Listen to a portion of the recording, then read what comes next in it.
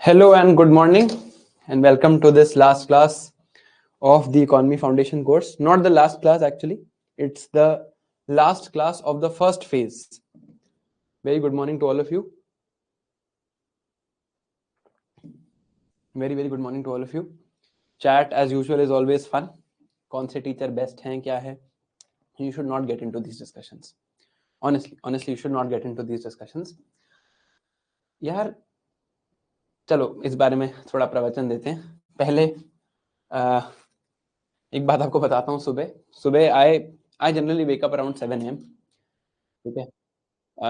I woke up at 7. I posted something on Telegram. Then I stepped out of my house at 8:30. और इतनी fog थी कि मतलब मुझे अपनी गाड़ी भी नहीं दिख रही थी. Like I couldn't even see my own car that I had to drive to come to the office. I couldn't even see the car in front of me.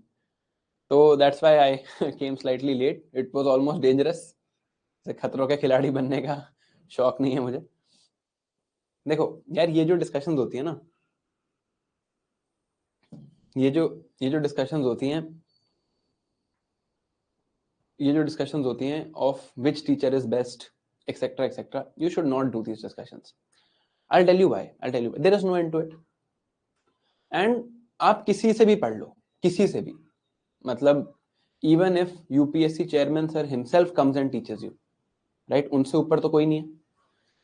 Nobody, regardless of whoever teaches you, कोई भी आपको पढ़ा ले, कोई भी, you will never get a contribution of more than 5 to 10%. 5 to 10% is what my opinion is. This 5% is what any teacher can contribute to you.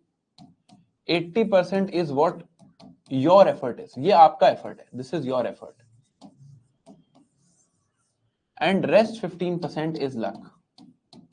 And this is a factor in this examination. आप कुछ भी कर लो, you can not say that you will 100% get selected. Luck does matter, right? The logic is, देखो, luck is something that we can't control, we can't game. The logic is that जब luck, when the Almighty is kind enough, to grant us some luck, जब वो दिन आए, when the Almighty is kind enough to grant us luck, उस दिन ये factors कम नहीं होने चाहिए. The day that circle of luck shines on you, the day that circle of luck chooses to shine on you, that day your effort should not be lacking and your teacher's effort should not be lacking. Whatever I have done here in this course, अभी करेंगे इसकी बात and में, whatever I have done here, this is merely 5% of your total effort in this subject.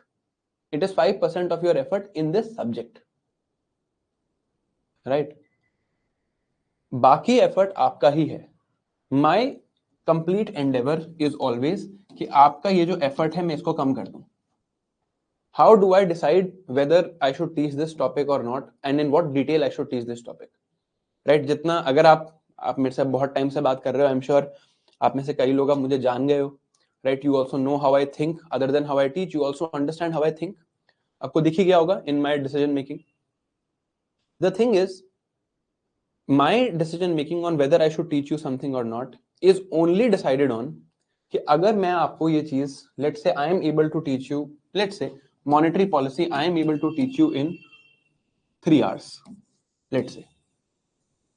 If by yourself, when you read by yourself, if by yourself reading monetary policy takes you 6 hours, अगर आप बिल्कुल scratch से खुद से पढ़ो और उस level का जिसका मैं पढ़ा रहा हूं, so whatever level I am teaching you, so level, हर चीज इकोनॉमिकली कैलकुलेट करते हैं, level into time.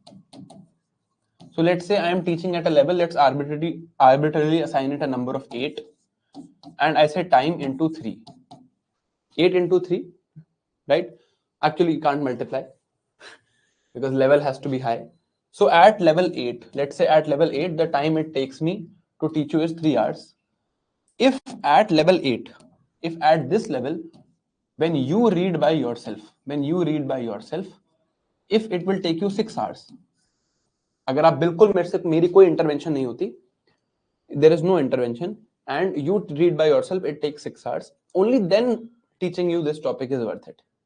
क्योंकि मैंने यहाँ पर क्या किया है, ऐसा नहीं है कि आप ये खुद से नहीं पढ़ सकते. मैंने भी तो कहीं से पढ़ा है ना यार. Every teacher in the world has read from somewhere. We are not born with ordained knowledge. We are not born with knowledge that is coming, that is throughout. ऐसे कुछ है नहीं कि मेरा पैदा होने पे ही मेरे पास ये knowledge थी. I have also read from the book, and you know which books I have read from. I have read from the Oxford and Cambridge book. आप भी पढ़ सकते हो वो किताबें. ऐसा क्या है उसमें? Only if I am able to save these 3 hours, है ना? This is what is worth it. This is what is worth it. Right? I am fairly confident कि अगर आप जितना इकोनॉमिक्स हमने अभी तक पढ़ा है, आज की क्लास छोड़ देते हैं, आज की क्लास में कुछ बहुत ज्यादा है भी नहीं, जितना इकोनॉमिक्स हमने आज तक पढ़ा है, if you would have read by yourself, right? This is our 42nd lecture. 42 into 3 equal to 126 hours. So approximately 3 hours का lecture होता है. So 42 into 3 equal to 126 hours. Now in these 126 hours, we have also done means questions. We have also done prelims questions. We have also done revision, and you have handwritten notes for quick revision. I am sure that if you would have spent these 126, if you were doing all of this by yourself, you would have spent double of this time. आप इससे double time spend करते. अगर आप इससे double time spend करते, then I have succeeded. अगर आपको लगता है कि नहीं, मैं तो ये काम जो मैंने यहां पर सीखा है, मैं ये सब 126 आवर्स से कम में कर लेता, then I have failed. That is the only metric to judge a teacher in a comparative exam. College के प्रोफेसर्स को ऐसे जज नहीं किया जाता, उनका काम अलग है. My job here is to ensure that आपका एग्जाम निकालना है. ये जो 5% का काम है, ये मेरा है, राइट? ये 5% का काम है मेरा. ये 5% का काम is measured like this, that I spent 126 hours with you. I gave you a lot of things. Now, if you would have done all of this by yourself, अब इसमें again there are 2 questions. Whatever I did, whatever I taught, was it relevant? ये पहला question है. इसका answer कौन देगा? You cannot answer this.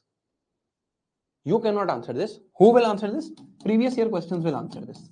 And that is why I keep showing you previous year questions and current affairs. बार बार मैं आपको दिखाता रहता हूं, right? अगर ये true है, then it is relevant. Second, what effort would it have taken you by yourself to get here? If that effort is, let's say, more than 200 hours, then this is a very good investment. So just do this to judge a teacher. आपको मुझे जज करना है या किसी भी teacher को जज करना है, this should be your metric. Which teacher is best? Which teacher is great? ये काम नहीं करना चाहिए ना. Why are we comparing? इसको कंपेयर करने का कोई लॉजिक ही नहीं है. Of course it's a market, right? It's a market economics, तो थोड़ा comparison तो होगा.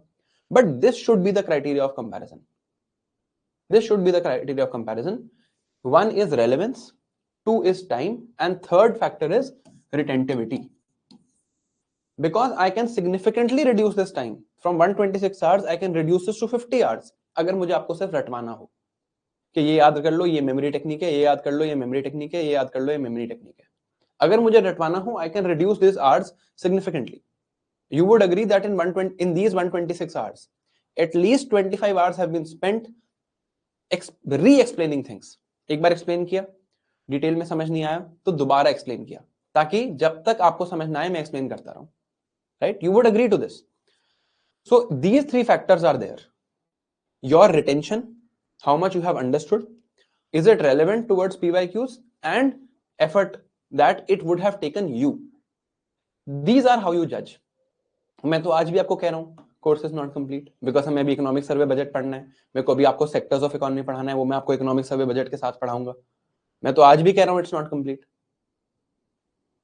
राइट? तो टाइम तो ज्यादा लग रहा है, बट मेरी फिलॉसफी क्या है, अब मैं बताता हूं how I think. When I think I focus on this is my first priority. This is also an equal level priority, may be 2. This is not my priority. Because I think कि अगर खुद से करोगे तो शायद आप ये factors meet ही ना कर पाओ. टाइम से इंडिपेंडेंट हो जाती हैं ये चीजें व्हेन आई थिंक. सो अगर टाइम बढ़ रहा है कोर्स में, it doesn't affect me. If this doesn't happen, it affects me. तो जब मैं सोचता हूं, मैं हमेशा ये सोचता हूं कि यार एक तो पहले रिटेंशन होनी चाहिए, मैं कुछ भी पढ़ाऊं तो समझ आना चाहिए. अब जैसे आपने एक्सचेंज रेट पढ़ा है या आपने जीडीपी फिगर्स पढ़े हैं, तो आपको न्यूज़पेपर देख के समझ आना चाहिए कि भाई जो मैंने पढ़ा है, जो न्यूज़पेपर में आता है, क्या मुझे वो समझ भी आता है? Do I really understand things that are written in the newspaper?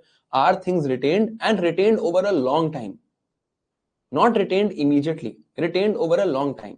अगर मैं आज भी आपसे पूछूं what is scarcity, what is choice, what is opportunity cost, what are resources, what is allocative efficiency, what is productive efficiency, you should be able to at least relate कि हाँ हमने ये फर्स्ट क्लास में पढ़ा था and there was a complex web, it was scarcity leading to choice, leading to opportunity cost, leading to the factor of efficiency, leading to the idea of sustainability, leading to the idea of development. वो सारा एक जो chart हमने बनाया था, even then it should, even today it should be retained. अगर आज भी वो retained है, it is worth it, है ना? अब दिस इज, या जैसे अब श्रेयांश को रैशनिंग याद आ रहा है, अगर if Shreyansh is remembering that we had read something like rationing, right, it is a, this is a major achievement. और ये फिलॉसफी कहां से आई, this also I will explain to you. Where did I come with this logic, कहां से आया ये logic मुझे? This logic came to me from the fact that I don't think that I have only got to teach you economics, I have to teach you economics, but आपको तो economics के अलावा बहुत और पढ़ना है ना. You also have to read so many other things. There are so many things where you will not have any sort of logic to help you. बहुत जगह ऐसा होगा कि आप लॉजिक आपके पास नहीं होगा, right? You understand this? For example, let's say ancient history, medieval history. Although यहां पर भी लॉजिक है, राइट? यहां पर भी लॉजिक है, and this also I have shown you, right? This also I have shown you. You remember how I have also helped you revise polity, revise ancient history, write medieval history. All of this increases the time. We could have spent this time doing something else. हम concept पे concept पढ़ते जाते. But my job is not merely, मैंने foundation course की orientation में भी ये बोला था और आज अपनी फाउंडेशन कोर्स की फर्स्ट फेज की लास्ट क्लास में मैं यही बोलूंगा. My job is not merely good content.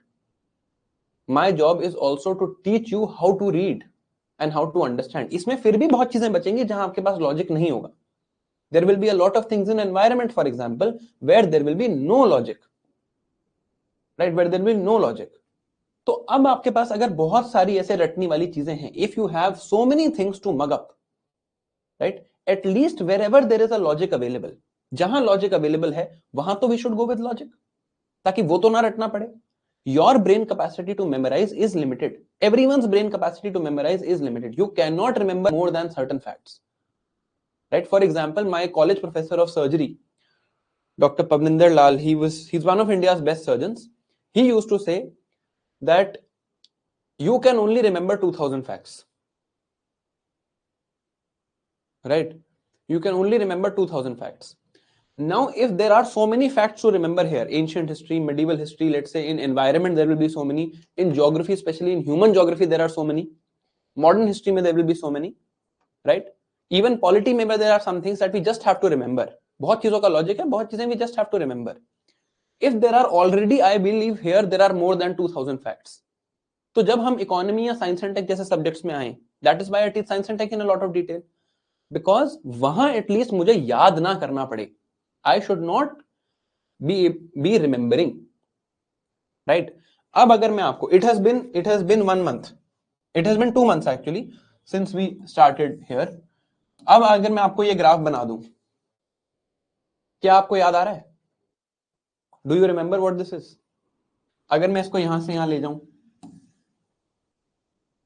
अगर मैं इसको यहां से यहां ले जाऊं, इफ यू कैन रिमेंबर कि ये क्या हुआ है और ये क्या हुआ है. इस पे एक मेंस में क्वेश्चन भी आया था. If you can remember all of this, my job is done. अगर आप ये सारा कुछ कर सकते हो, अगर आप ये सारा कुछ कर सकते हो कि पीपीसी में यहां पे क्वालिटी, क्वांटिटी, टेक्नोलॉजी था और यहां पे you remember that here there was employment and efficiency, then this employment was not full employment. Full employment does not mean zero unemployment. ये भी हमने डिराइव किया. We derive something like NAIRU. Then we related this to this. Long run aggregate supply, short run aggregate supply, aggregate demand, potential GDP, price levels. Then we related this to business cycles. to understand cyclical unemployment. From here we understood impact of monetary policy. Impact of monetary policy के लिए we made another graph. Demand and supply of money. Money supply shifting, यहाँ में लिखता था interest rate, यहाँ में लिखता था quantity. Then I understood in money supply is equal to m into m naught. इसके मैंने मेजर्स याद किए m1, m2, m3, m4. Then I have written demand of money is equal to transactive demand plus speculative demand. This also I have driven. अब देखो यहां से good I can also remember counter cyclical policy, flattening this graph. ये फिर दोबारा भी repeat हो गया. Right? Now if I am able to bring all of this together, अब मैंने कितना टाइम लगाया आपके साथ अभी इन all of these things that I wrote on the board, कितना टाइम लगाया मैंने? Hardly 5 minutes. कुछ याद, ऐसा कुछ है जो याद ना आया हो? अनएम्प्लॉयमेंट में अब किसी में डिटेल में चले जाओ, गो इनटू अनएम्प्लॉयमेंट. अनएम्प्लॉयमेंट में जैसे जाओगे current weekly status, current daily status, subsidiary status, principal status. एकदम से याद आ गया. इसमें फिर इंडिया का अनएम्प्लॉयमेंट रेट, फिर labour intensive production versus capital intensive production, फिर is India facing jobless growth. ये मेंस का क्वेश्चन है, ये भी मेंस का क्वेश्चन है. जॉबलेस ग्रोथ में what did we study to understand jobless growth? यार unemployment rate is constant, labour force participation rate is constant. That means it's not jobless growth.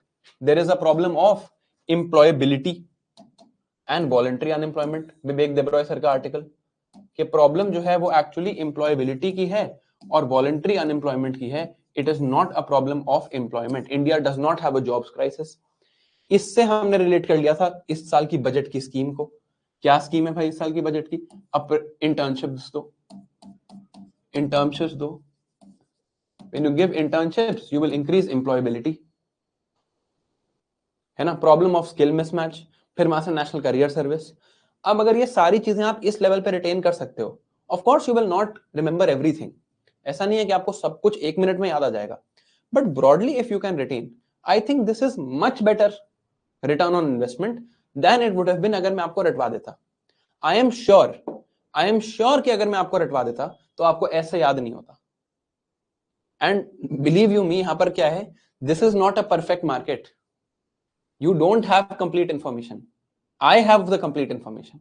If I want, I can simply make you mug this up.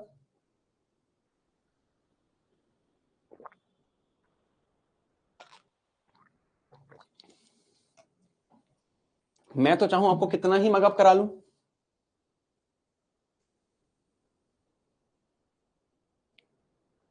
But होगा क्या आपका उसके बाद? ऐसे याद नहीं होगा. फिर वही होगा. आप आज की अगर मैं आपको कोई भी मैं आपको आज की बात बोलूं किसी भी सब्जेक्ट को, forget about economics. If I say polity बताओ और आपसे अभी से रिवाइज करना शुरू करूं, what will be your first answer? Your first answer will be कि सर रिवाइज नहीं किया. आता तो है बट रिवाइज नहीं किया, है ना. That should not be the case, है ना. ऐसा नहीं होना चाहिए ना कि यार रिवाइज नहीं किया. आपसे मैं कोई भी subject, talk about any subject, मैं आपको कहूं यार पॉलिटी रिवाइज बताओ मुझे अभी, आप क्या बोलोगे? सर पढ़ा है रिवाइज नहीं किया. ये क्या है? This is I am taking away your time's of revision. मैं आपका रिविजन का टाइम खत्म कर रहा हूं यहां पे, ताकि आप एटलीस्ट एक बेसिक चीज तो कर दोगे. राइट. रिविजन हमेशा हम मिस करते हैं. हमेशा जब कोई हमसे कुछ पूछता है हम सीधा बोलते हैं यार रिविजन नहीं किया हुआ. But I have taken away your time of revision.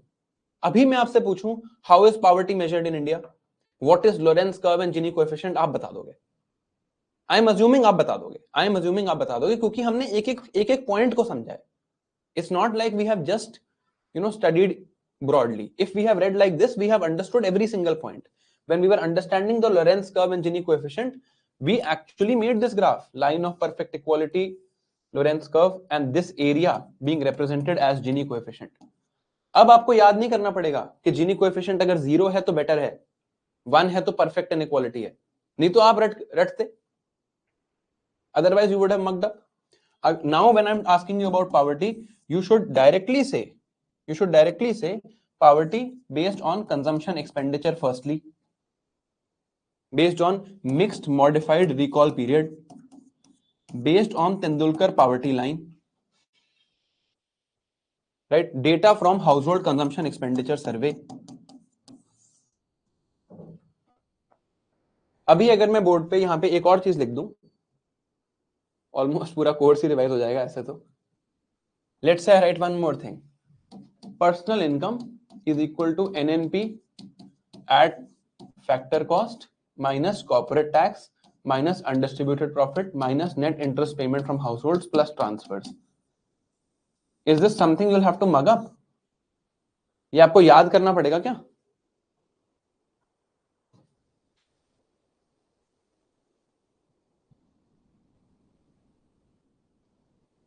ये आपको ऑलरेडी याद है ये?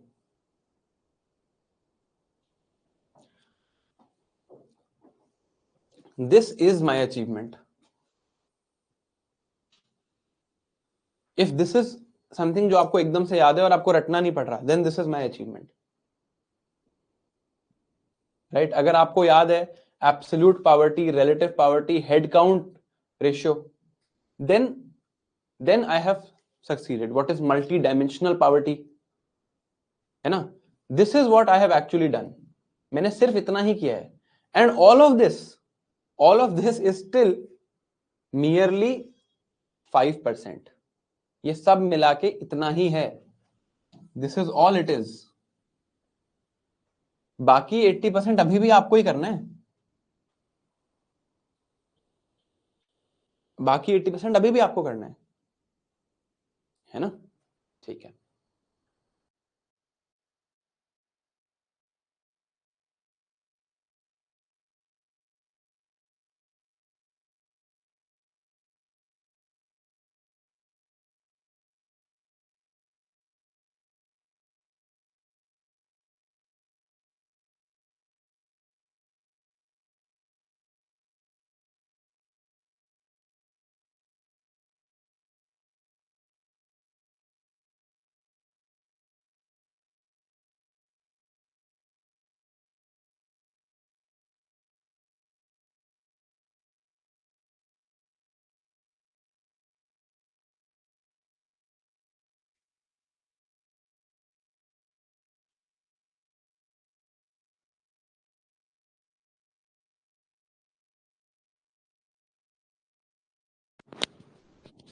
Just coming. Give me 1 minute.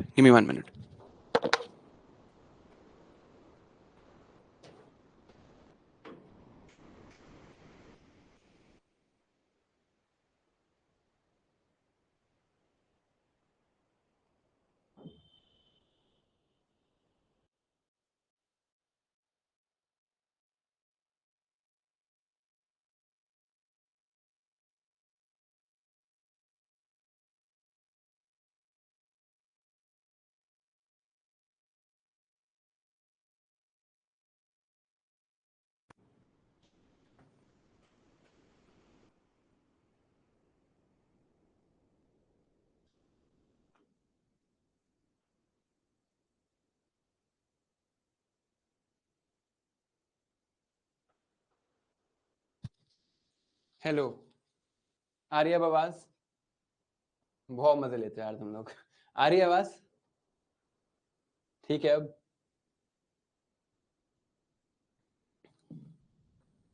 Serious होने के माइंडसेट में आओ ही मत कभी, है ना? Anyway, just kidding. या ठीक है. So like I told you that I will make this one set of document that will have all international organizations, ताकि वो problem ना हो. So this should not be an issue. Now let's talk about first what we are left with. and what we have to do even after this. We have finished our complete understanding of eco conceptually. We have finished all the concepts. हमने सारे concepts खत्म कर लिए हैं. Now there are a few things left. There are a few things including the sectors of the economy. In these sectors of economy, we have to read the basics of agriculture, basics of services, basics of manufacturing, and the basics of international organizations. Okay. Then after this, we have to read something called economic survey and budget. Once this is done, we will be everything will be complete. It will be complete from here. Now, this we will finish today. This we will finish today. This is something, like I said before, we will be doing in end of January. It should take about 2-3 classes, not a lot, but not today. We'll be doing this in end of January. I know आप भी थोड़ा bore हो गए होगे economy पढ़ के, right? So doing in the end of January. और ज्यादा कुछ है नहीं. Anyway, we have done agriculture, right? We'll be doing the basics of agriculture. मैंने अभी आपको basics of agriculture नहीं पढ़ाया है, ठीक है? Anyway, we had discussed that we'll be doing this at the end of January, and this we will be doing in March. मार्च में क्यों करेंगे हम? Because I need time to read economic survey and budget. ठीक है? Yes, आनंद, हाँ अभी कर. पहला टॉपिक ही है यार, आज का पहला टॉपिक ही है. Current and capital account convertibility is today's first topic. ये convertibility of rupee, capital account, current account convertibility, this is the first topic. Start यहीं से करेंगे, ठीक है? So is this clear to everyone? Is this clear to everyone? No, 100% आप 2026 के लिए पढ़ रहे हो, even then you need to attend class of economic survey and budget. ठीक है? अरे रुक जाओ यार, रीर नीर ऐसा कुछ है मैंने अभी तक जो छोड़ा हो? अभी तक कुछ छोड़ा है जो आप छोड़ दूंगा? रुक जाओ, 2 मिनट रुक जाओ. ये समझ आ गया पहले? Is this clear? This will finish today, this we will do. मैं आपको रिक्वेस्ट करूंगा कि एक बार इंटरनेशनल ऑर्गेनाइजेशन आप खुद से पढ़ना. I give you the notes. ये नोट्स मैं आपको अपलोड करवा देता हूं. Do read them once by yourself. Do read them once by yourself. Then we will come to economic survey and budget. ये क्लियर है? ठीक है? हाँ, आता हूं कि कैसे पढ़ना है. Will come to that also. What to do now? We'll come to that also. We'll come to that at the end of the class. What you need to do now, handwritten notes, etc., etc. We'll come to that at the end of the class, right? तो पहले यार farm laws are not relevant anymore. मैं जब आपको basic agriculture पढ़ाऊंगा ना, यहाँ पे मैं आपको पढ़ा दूंगा farm laws. They are not relevant anymore. They are not relevant. When you read what is APMC, जब आप एपीएमसी पढ़ोगे, you will understand what is farm laws. एक हम कॉन्ट्रैक्ट फार्मिंग पढ़ चुके हैं, that is the other farm law. जब हम यहाँ पर एग्रीकल्चर के बेसिक्स पढ़ेंगे, then we'll actually understand, but they're not relevant. They're not relevant now. The logic of farm laws is relevant. Logic is relevant. The repulsion was due to political reasons. Farm laws were repealed only due to political reasons. Okay, they are, all three of them make perfect economic sense. Economic sense. Whether they make political sense or not is not for me to say, right? But economically, when I teach you APMC, you will understand why farm laws made economic sense.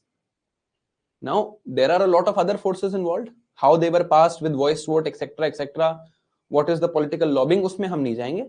But if you look at the economic sense of it, all three farm laws made a lot of economic sense. They made a lot of economic sense. Now, ये हम आज खत्म करते हैं. इसमें कुछ चीजें रह गई हैं. Very few things are left. Things like capital account convertibility, current account convertibility. Then NEER and REER are left. Then some relation with Dutch disease, J curve, impact of valuation of currency on imports, on inflation, on employment, वो हमने नहीं देखा है. From some things of taxation are left, cess, surcharge, etc. वो करेंगे. आज इसको खत्म करते हैं. This we will do at end of January. I will upload a schedule also here कि किस दिन कौन सा lecture है, and you can come and see these with me. I think 1 for international, 1 for manufacturing, 1 for services, 1 for agriculture. So 4 or 5 are left. Then lastly, economic survey and budget in March, like I have said, where give me time to read economic survey budget and then you can do what you have to. अब पहले आज का पढ़ लेते हैं, पहले इसको खत्म कर लेते हैं. Then before today's class ends, I will also discuss a plan with you going forward. कि आगे आपको क्या करना है, उस चीज का plan also I will discuss. ठीक है? Now,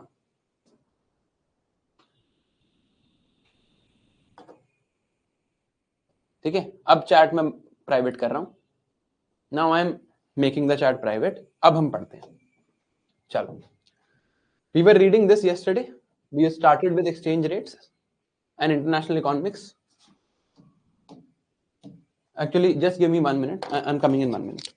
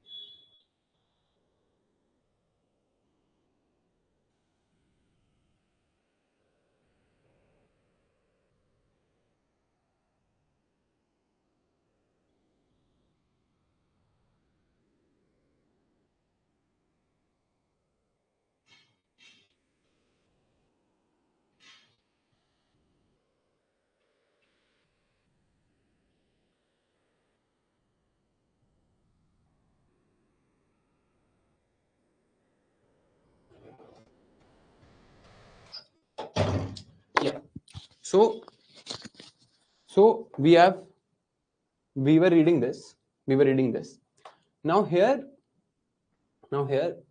we had read this. हमने ये पढ़ा था कल, इसको समझा था, exchange rates को समझा था, FDI FPI को समझा था. One of the things about exchange rates was left. एक चीज रह गई थी. We had understood fixed, dirty float and floating system, right? Pegged exchange rate system, ये भी हमने समझा था. Pegged to one particular quantity, like pegged to gold. Now, demand and supply of dollars कैसे होगी, रिवैल्यूएशन क्या होती है, अप्रिसिएशन, रिवैल्यूएशन और डिवैल्यूएशन में क्या फर्क होता है, these words also we had read. Now ये दो चीजें रह गई थी, real exchange rate and effective exchange rate. Real exchange rate and effective exchange rate, these things are left. ये दोनों चीजें रह गई एक्सचेंज रेट में. Now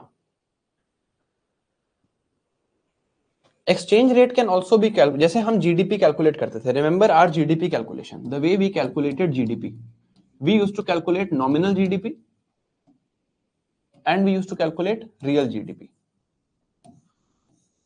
right? What was the difference between nominal and real GDP? Nominal GDP was at market prices, and real GDP, or rather at current market prices. Real GDP was at constant market prices, right? We had fixed the price of goods. हमने goods का price fix कर दिया था, हमने inflation का effect हटा दिया था, right? This is, you remember this? We had removed the effect of inflation and then calculated GDP, right? Of whatever was being transacted. Similarly, if we go to exchange rate, in exchange rate also, when we are exchange rate हम कैसे calculate करते हैं? Demand and supply of dollars on the basis of goods and services. यहाँ पर भी we can remove the effect of inflation. So if I remove the effect of inflation, I will call it real exchange rate.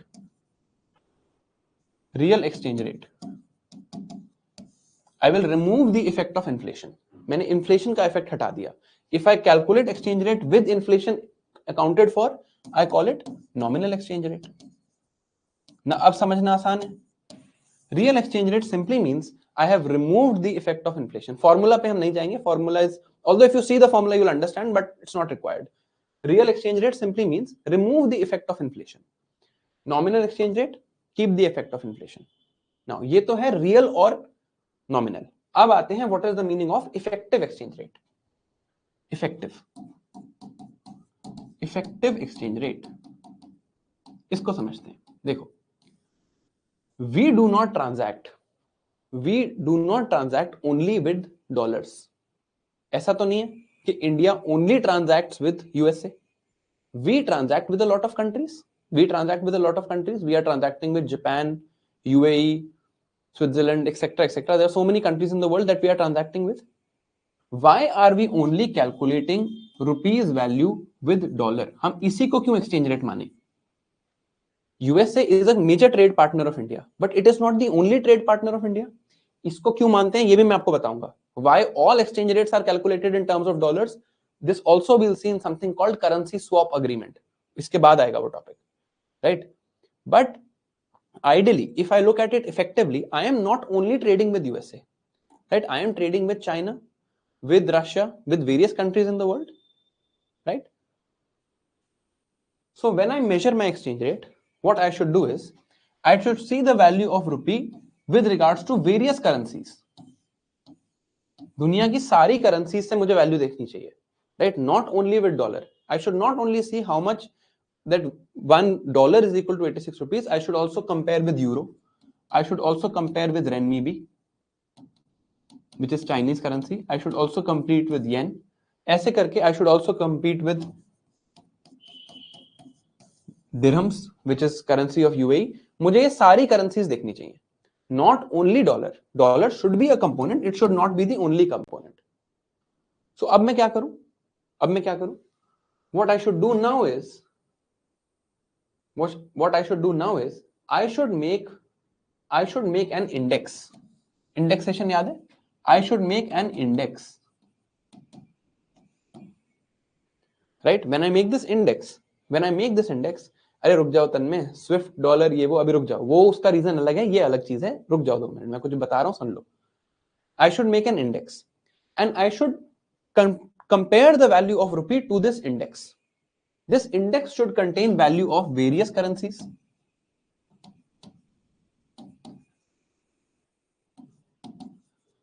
बहुत सारी currencies से I should compare the value of this index. I should make this index जिसमें मान लो dollar, yen, euro, renminbi, rouble of Moscow, of Russia, basically ये सब कुछ होना चाहिए. Then I should compare के रुपी और इसकी क्या वैल्यू है, right? Then it will be a much more effective, much more representative exchange rate. Now, question is, how do I construct this index? इस इंडेक्स को मैं कैसे कंस्ट्रक्ट करूं? Which currency should I take here? Because ऐसे तो फिर दुनिया में 190 कंट्रीज हैं, so 190 currencies का इंडेक्स बनाऊंगा. So what I do is, I take the weighted average of 6 currencies. Weighted average of 6 currencies which are my major trade partners.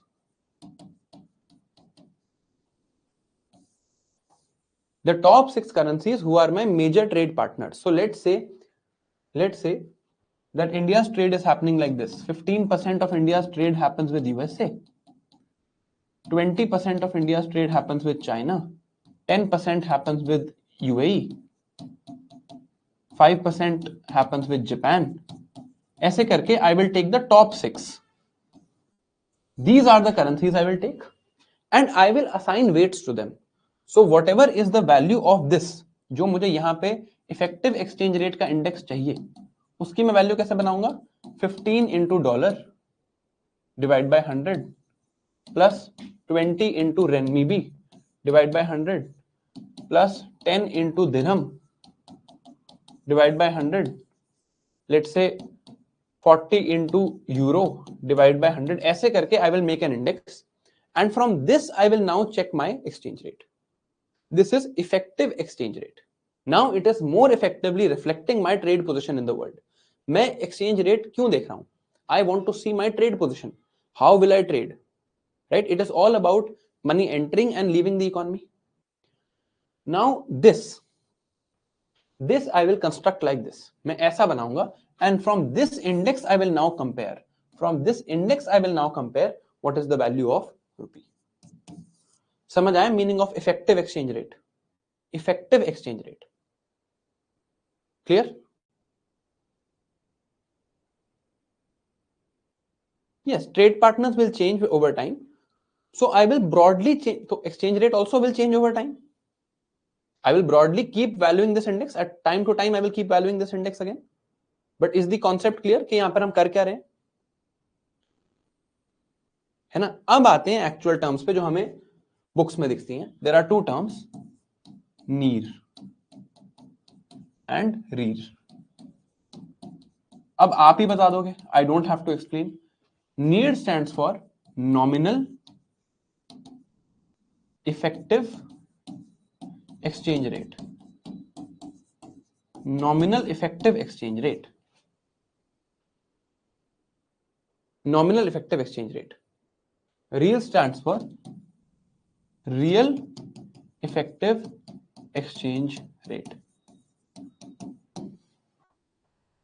ठीक है, रियल इफेक्टिव एक्सचेंज रेट. समझ आ गया वाई नियर का मतलब? अब I am calculating this effective exchange rate, but I am still not removing the effect of inflation. Inflation as it is है. REER में I am calculating effective exchange rate, I am removing the effect of inflation. Same काम I can now do with removing the effect of inflation.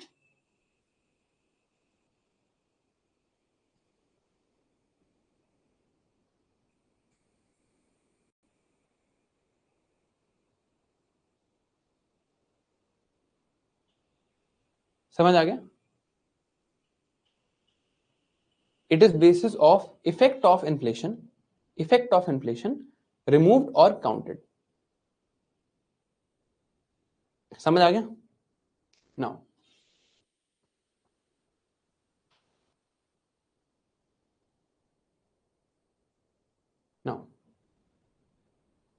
जो हमारा actual नीर और रीर है, यहां कोई कह रहा है टेक इनटू अकाउंट इन्फ्लेशन, मैं बेसिकली कॉन्सेप्ट के लिए लिखा है, जो मैंने बताया दैट इज करेक्ट.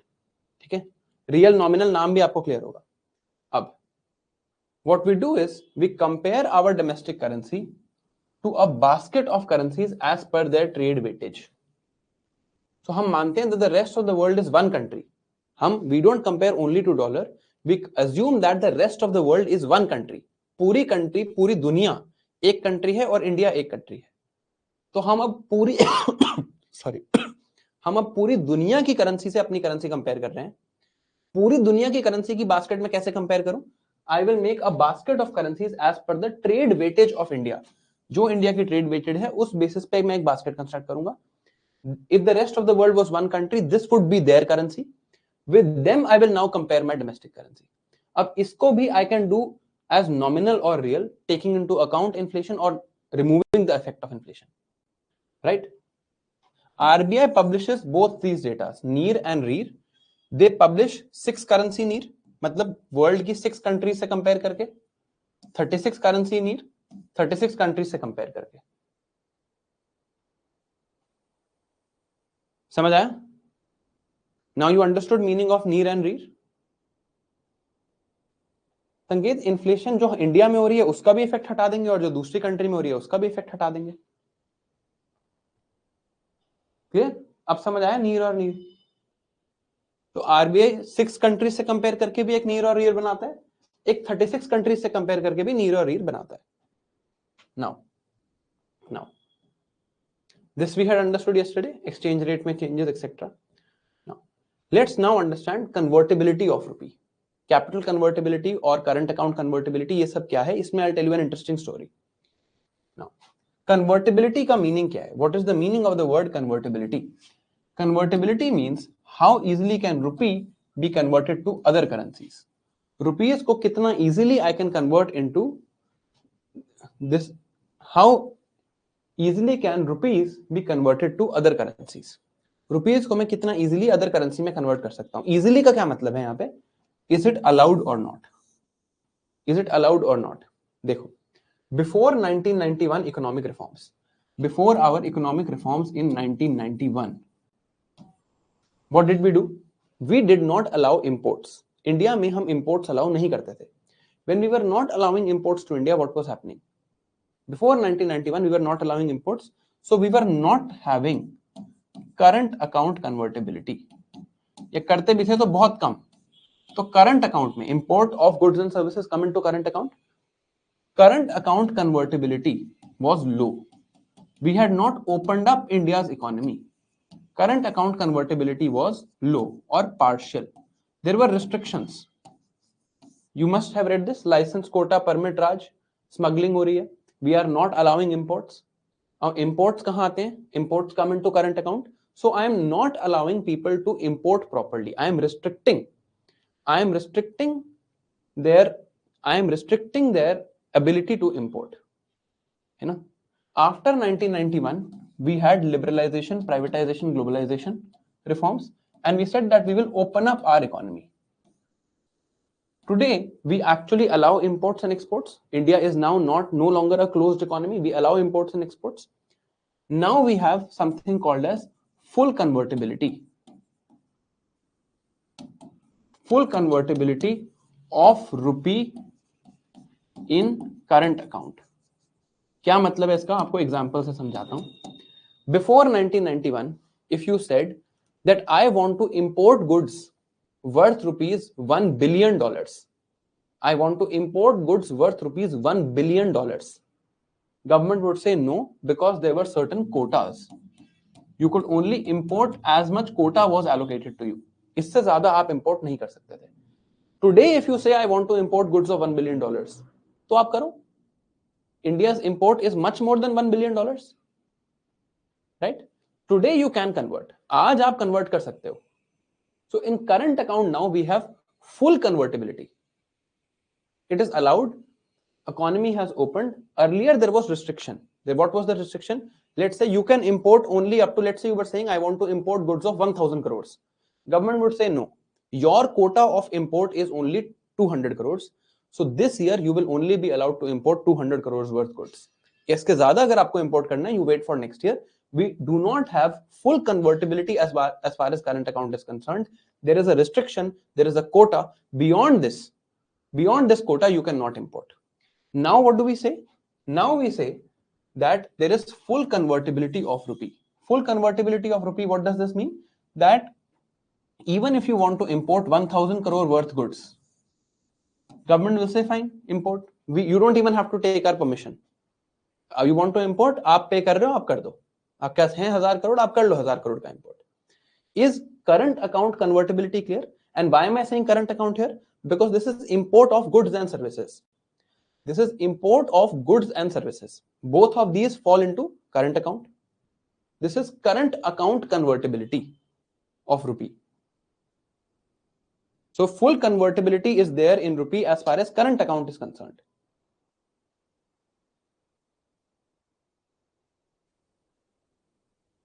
ठीक है? Clear? Now let's talk of capital account. अब आप मुझे बताओ, अगर आपने कल कैपिटल अकाउंट अच्छे से रिवाइज किया था, does India have full convertibility? Does India have full convertibility on capital account? Does India have full convertibility on capital account?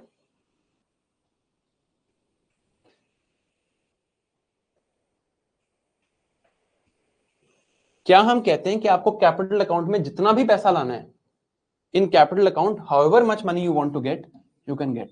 Are there not limits on FDI? Capital account में FDI आएगा, capital account में FPI आएगा. We had read sectoral limits और instrumental limits. Sector based limit or instrument based limit. This is there. Therefore, we do not have full convertibility on capital account because we have certain limits. ऐसा नहीं है कि जितना आप आओ उतना ले आओ. And these limits are in various sectors.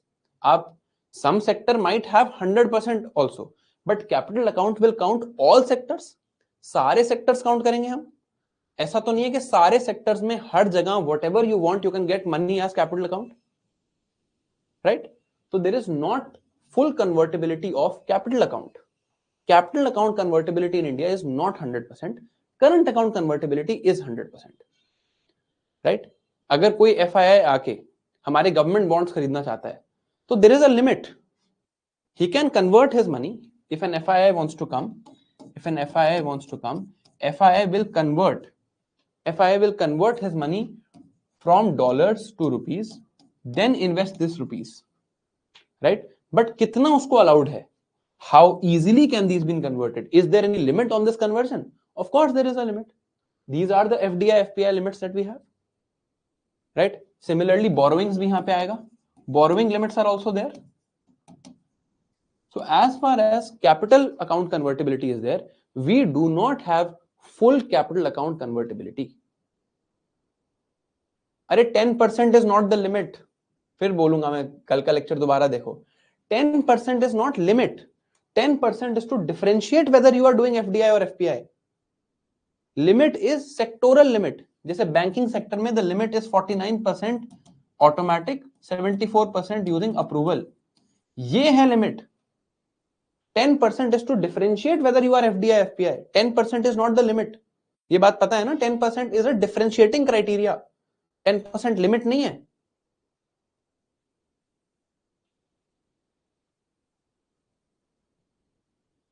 Clear हो गया capital account convertibility and current account convertibility? अब यहां क्लियर? अभी तक समझ आ रहा है? Now logical question from here is why not? क्यों नहीं करते हम allow? Why do we not allow full convertibility on capital account? इसका आंसर देखने के लिए we will understand a story called the East Asian crisis. East Asian crisis happened in the end of 1900s, है ना? 1900s के and में east Asian crisis हुआ. अभी ऐसा दोबारा क्राइसिस हुआ था टर्की में. Turkey also faced certain crises like this. Let's see. Tiger economies of East Asia. They were called tiger economies. Economies such as of the ASEAN countries. All the ASEAN countries. ASEAN countries like Vietnam, Thailand, Malaysia, etc. These economies were focusing on export promotion. They were focusing on export promotion. Now, when they were focusing on export promotion, they allowed full convertibility on capital account. They allowed that there should be full capital account convertibility. When there was full capital account convertibility and their policies were of export promotion, a lot of foreign investors entered these countries. When foreign investors entered these countries, what happened? There was huge inflow of dollars. Huge inflow of dollars. When there is huge inflow of dollars, what should happen to the exchange rate? When there is huge inflow of dollars, बताओ, खुद बनाओ graph ये. What happens to the exchange rate when supply of dollars increases? Although I am almost sure कि आप थोड़ी सी गलती करोगे इसमें, which I'll have to correct.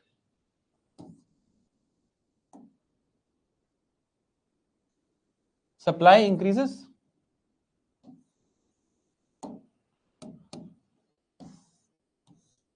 Earlier price was this, now it is this.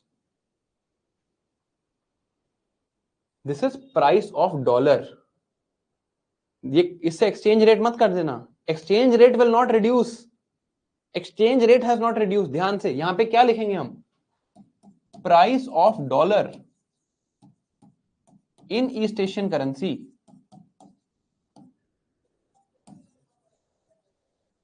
this is price of dollar. पहले अगर भाट is currency of Thailand, right? भाट. पहले $1 was equal to 10 baht. Now $1 is equal to 5 baht. Price of dollar has reduced. Exchange rate has improved. Exchange rate has improved. समझ आ रही है ये बात? Price of dollar लिखते थे ना हम इधर, याद करो वो graph. Price of dollar, market of dollar देख रहे हैं ना, price of dollar in euros. This is what we saw. तो this is price of dollar. Yes, clear? Baht has appreciated. Baht has appreciated. Money has come into the economy. Dollars have come into the economy. Baht has appreciated. Price of dollar has fallen. है ना? Now, अभी मैं आपको बताऊंगा. I'll just explain this also to you that when your currency appreciates, your exports become less competitive. वो हम अभी देखेंगे. अभी हम देखेंगे करेंसी और करंट अकाउंट का रिलेशन. बट अभी के लिए आप बस मान लो कि this is bad for exports. अभी I will prove this to you, मैं आपको डिटेल में दिखाऊंगा. बट अभी के लिए आप मान लो that this is bad for exports. ठीक है, this is bad for exports. Now since this is bad for exports, you want to now maintain your currency back at P1. आपको वापस इस रेट पे लाना है. This is bad for export. ये जो डॉलर सस्ता हो गया है, dollar has become cheaper, this is bad for exports. I will just prove how, दिखा दूंगा आपको. Now you want to bring this back here. To bring this back here, what can you do? You can increase the demand for dollar. This is demand for dollar. You can increase the demand for dollar. To increase the demand for dollar, you can shift this graph outward. You can buy dollars in the market. तो आप इस graph को outward shift कर दो और यहां पहुंच जाओ. Now you are back at this price. Now you are back at this price. Now you can continue to export. है ना? By what are you doing here? What is the government doing here? Government यहां क्या कर रही है? Government कह रही है we will increase the demand for dollars. That means we will increase the demand for dollars. That means we will purchase dollars from the market. That means if I am purchasing dollar, if I am purchasing or buying dollars, that means I have to give भाट. तो मैं भाट की supply बढ़ा रहा हूं ना. I am supplying भाट. मैं भाट दूंगा तो ही तो डॉलर मिलेगा. Right? This is what I will do. This is what I will do. अभी तक क्लियर है? भाट की supply I will increase. If I have to increase the Bhat supply, this is nothing but increase in money supply.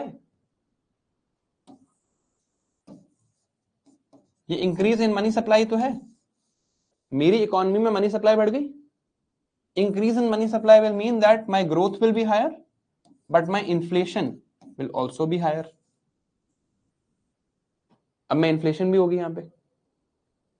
ठीक है, but they said we are export oriented economy, we don't want to do. Now what are you doing here? मैंने आपको क्या बताया था कल?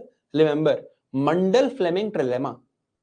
If you are using your monetary policy, what are you doing? You are using your monetary policy to control exchange rates. When you are using monetary policy to control exchange rates, you cannot simultaneously use monetary policy to have both growth inflation objectives also met. ये नहीं होगा. तो यहां growth का objective तो meet हो रहा है, but inflation objective is not met. ठीक है, the impossible trilemma called Mundell Fleming trilemma. यहां तक समझ आई बात? अब देखो, now this was happening, country was growing, there was inflation, that's okay, but production भी हो रही थी, एक्सपोर्ट ओरिएंटेड इकोनॉमी थी, it was working well. Now in the 1990s various triggers happened. अब ये इसमें हम नहीं जाएंगे, ancient history है, actually world history है वैसे. Various triggers happened and people then felt, various news items came and people felt that the East Asian economy are going to crash.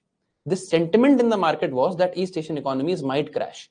There was a Gulf War first in 1990s, oil crisis हुआ. So this was a sentiment that these economies are about to crash. ये news आ गई, सबको ऐसा लगने लगा that these economies are about to crash. Then what happened? Now what will happen? Now there will be flight of capital. जो भी foreign investors हैं foreign investors अब क्या करेंगे? What happens to foreign investors now? Foreign investors will leave these countries. Foreign investors will leave these countries. They will say कि हमें नहीं रहना यहाँ पे, ये तो इकोनॉमी क्रैश होने वाली है. It's no longer it's pointless now to stay invested in an East Asian economy because East Asian economies are going to crash. Why should I focus on these countries? Why should I invest in these countries? Why should I want to control the companies of these countries? I should run away because they are about to crash. So there was huge flight of capital. अब उस condition में देखते हैं graph पे क्या होगा. Now let's understand what's happening.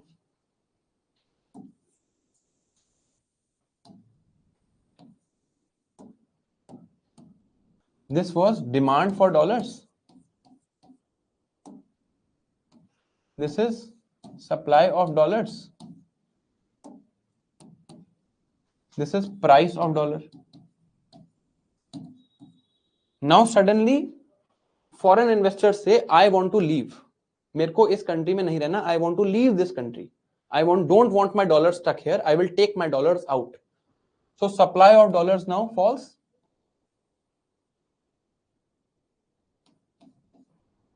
Supply of dollars now falls.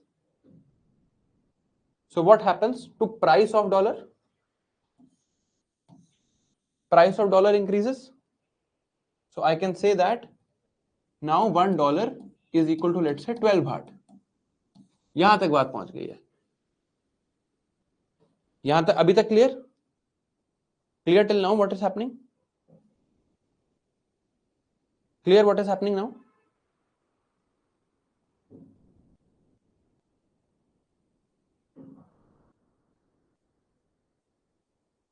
ठीक है. अब now you are an export oriented economy. You are an export oriented economy. This is technically good for you, but the point is now investment is gone. Rapid depreciation is happening. $1 12 baht, अगले दिन पता चलेगा $1 14 baht, $1 16 baht, $1 18 baht. ऐसे rapid depreciation हो रही है. You cannot let this level of volatility happen. आप इस लेवल की volatility तो अपनी इकोनॉमी में अलाउ नहीं कर सकते. Now what can you do? You have two options now. One option is you yourself increase this supply. आप ये supply increase कर दो. You start selling dollars in the market.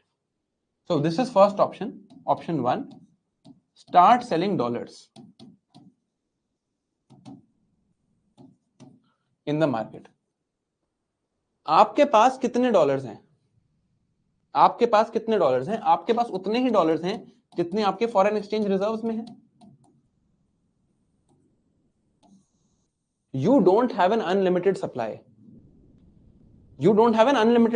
आपके पास बहुत सारे नहीं हैं. You don't have an unlimited. Dollar is not your currency. You have reserves of dollar. You have certain reserves of dollar, but you don't have unlimited currency. आपके पास unlimited dollars नहीं है. You cannot print dollars.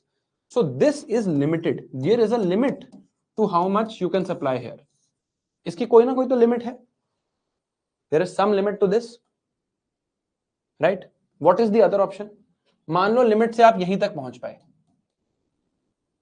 तो आपकी बात तो नहीं बनेगी, right? Still there is rapid depreciation happening. You have exhausted your forex reserves, और आपको आगे के लिए भी चाहिए. आपको करेंसी मेंटेनेंस के लिए थोड़ी चाहिए, आपको import current balance of payments के लिए भी चाहिए. तो there is a limit to this. What is the other option? Make the demand of dollar lower, right? Make the demand of dollar lower. तो अब इस लिमिटेड ऑप्शन की जगह second option is I will make the demand of dollar lower and get to this point. Now price of dollar will get back to normal point. I will make the demand of dollar lower. To make the demand of dollar lower what will I do? इसके लिए मैं क्या करूं? This is my second option. What do I do now to make the demand of dollar lower? people are using baht. People are using baht to buy dollars. लोग भाट use करके dollar खरीद रहे हैं, राइट? तभी तो dollar मिल रहा है.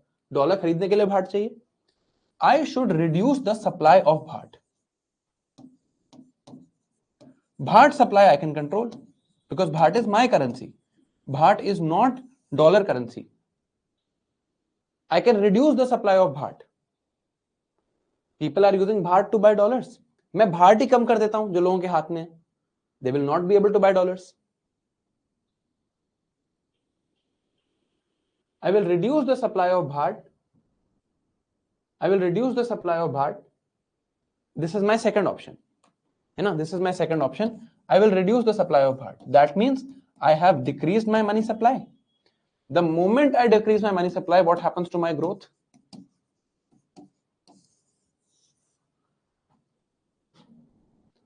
So in East Asian economies, growth fell significantly during the East Asian crisis.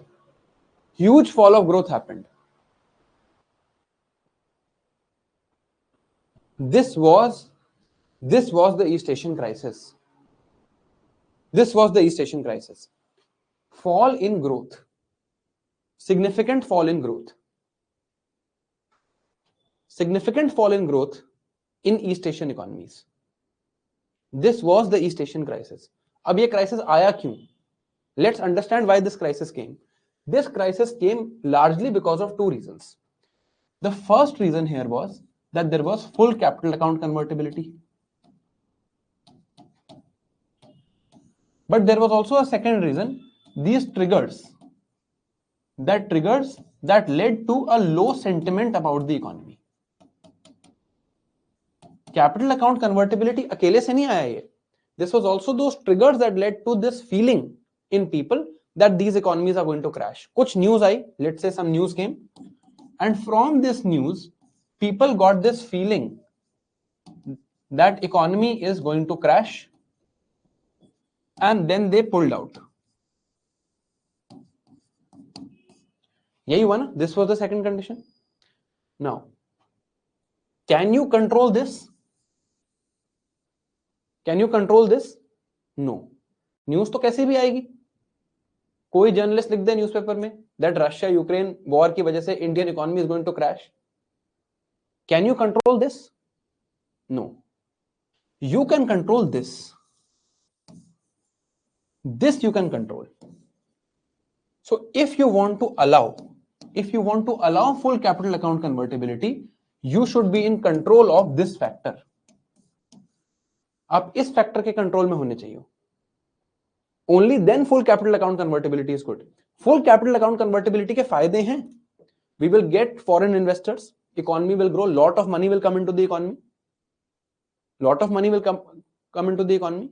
But you should be in control of this.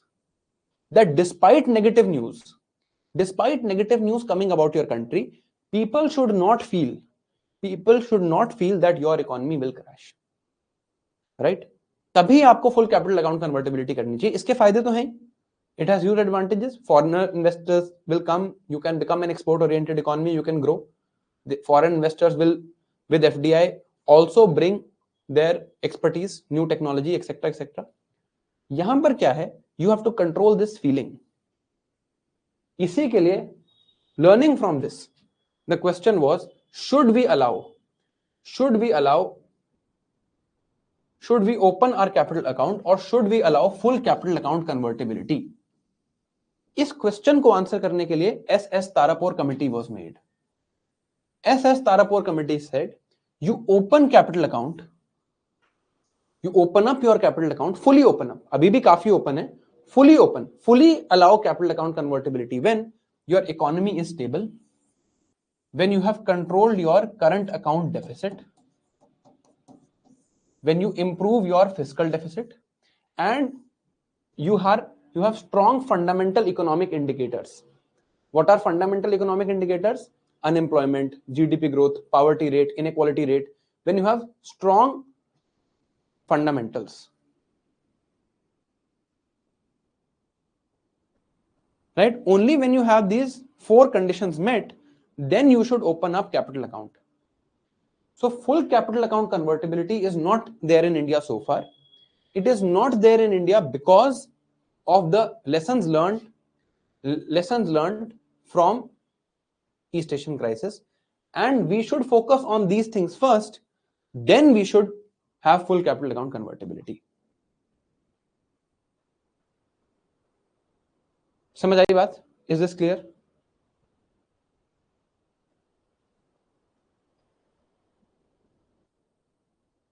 This was the recommendation of SS Tarapur committee.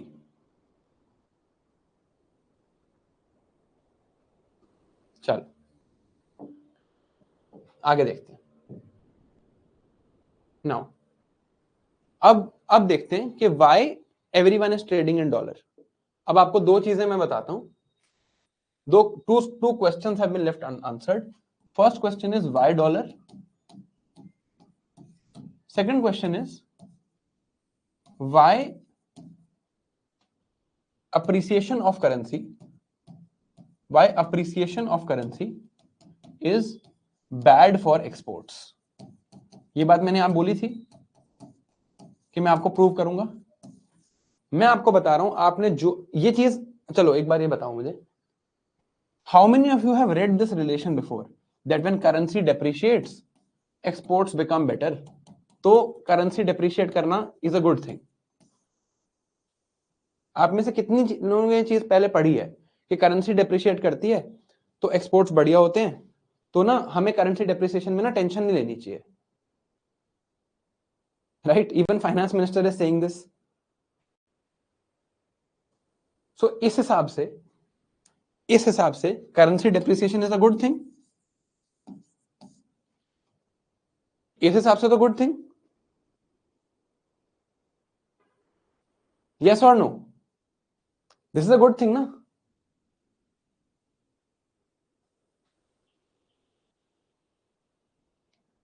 इस हिसाब से तो इट्स अ गुड थिंग। इसमें अब अगर पढ़ा है तो खुद कॉन्फिडेंटली बोलो। इस हिसाब से तो, बाकी इसके जो इफेक्ट्स हैं वो छोड़ दो, बट इस हिसाब से तो इट्स अ गुड थिंग ना? This is absolutely wrong, this is absolutely wrong. इससे गलत कोई चीज है ही नहीं, और मैं अभी आपको ये प्रूव करूंगा, और अब आपको समझ आएगा कि मैंने आपके साथ 5 लेक्चर माइक्रो इकोनॉमिक्स क्यों पढ़ाया। This is absolutely wrong. अगर ये सेंटिमेंट है आपके दिमाग में, यू आर 100% रॉन्ग। इन्फ्लेशन छोड़ दो आप, मैं इन्फ्लेशन से प्रूव नहीं करूंगा, मैं सिर्फ एक्सपोर्ट से ही प्रूव करूंगा कि depreciation does not help us in exports. ठीक है? अभी मैं प्रूव करूंगा, ग्राफ बना के प्रूव करूंगा आपको कि ये अगर आपकी थिंकिंग है, it is absolutely wrong thinking. ठीक है? But let's wait now. Firstly why dollar. अब आते हैं वाई डॉलर। देखो, India wants to buy goods from China. हमें चाइना से गुड्स चाहिए, we want some goods from China. When we want goods from China, यार अब चैट बंद करता हूं मैं, रुक जाओ। इसके बाद मैं देता हूं आपको ब्रेक। इसके बाद, if China wants to sell goods to India, India wants to buy goods, तो India has rupees, India will convert these rupees into renminbi and give to China. China will accept renminbi, right?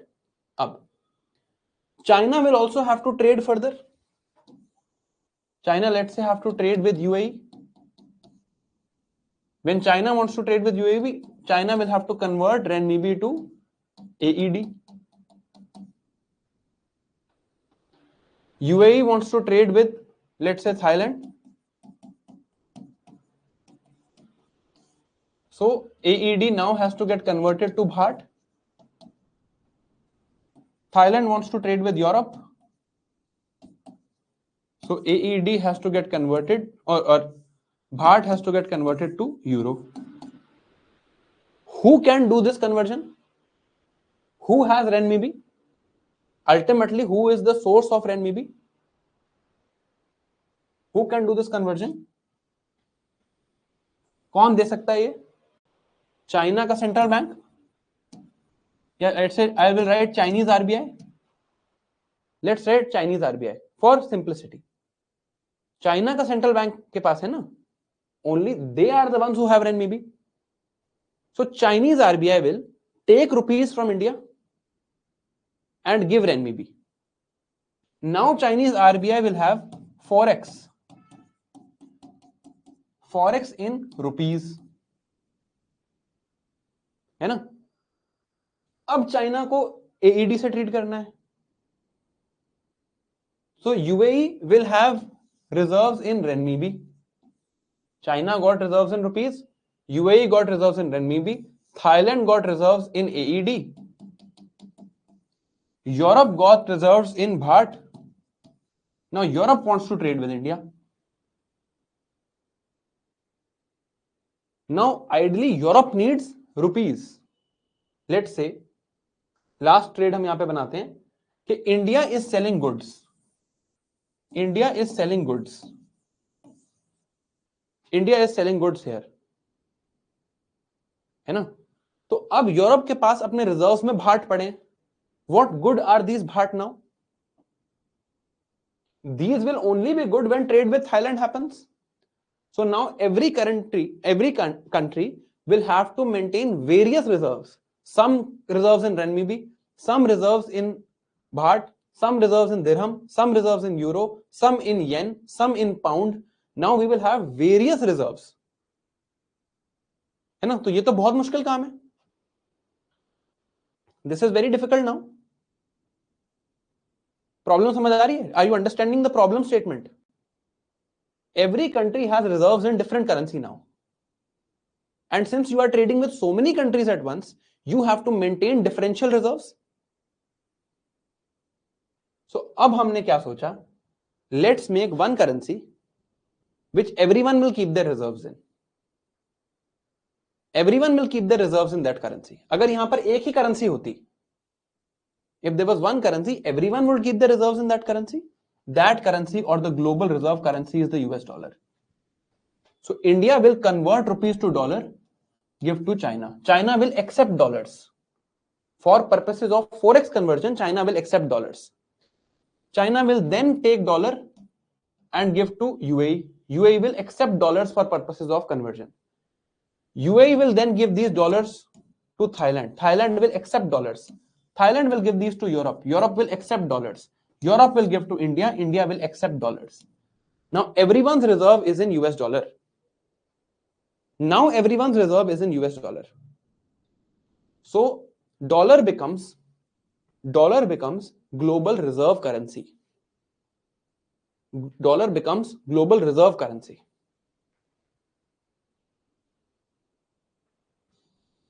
Now answer this question.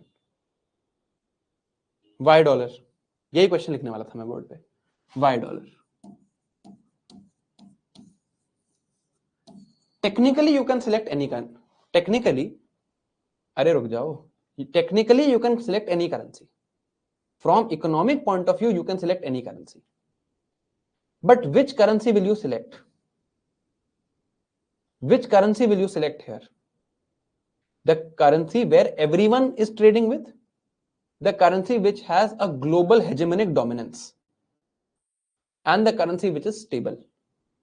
So a currency which is stable, where you know that, see, if you select, let's say you select Pakistani rupee. आपने पाकिस्तानी रुपी select कर लिया. आप करने को पाकिस्तानी रुपी select कर लो, है ना? कल पाकिस्तानी गवर्नमेंट आई और उन्होंने 10,000 करोड़ पाकिस्तानी रुपी प्रिंट कर दिया. They suddenly printed 10,000 crores Pakistani rupee. Now your reserves are worthless. Now your reserves are worthless. अरे IMF रीजन नहीं है यार, ढंग से पढ़ा करो चीजों को. अगर नहीं पढ़ा है तो बोलो don't know. IMF is different and this is different. This is the reason why IMF के shares and reserve tranche position comes. हम देखेंगे वो, है ना? Pakistan government might start printing lots of rupees. Pakistan government can, अच्छा मैं chat बंद कर रहा हूं यार, this is getting annoying now. Pakistan government might print a lot of currency. To print a lot of currency, what will Pakistan government need? To print Pakistan currency, Pakistan government will need equal bonds. Pakistan central bank will print, Pakistan government will give bonds. Then this currency will enter the market. Only then this currency will enter the market, right? So you need a currency that you can trust, a currency that everyone trusts.